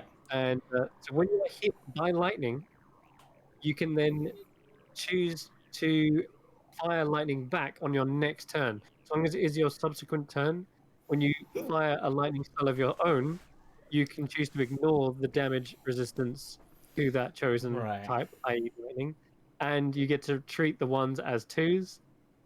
And So yeah, just it's to confirm, because it's a question that I'm gonna ask, can I do the lightning damage to myself in order to trigger this? So could I, on like one turn, like shocking grasp myself in order to the next turn use that energy to?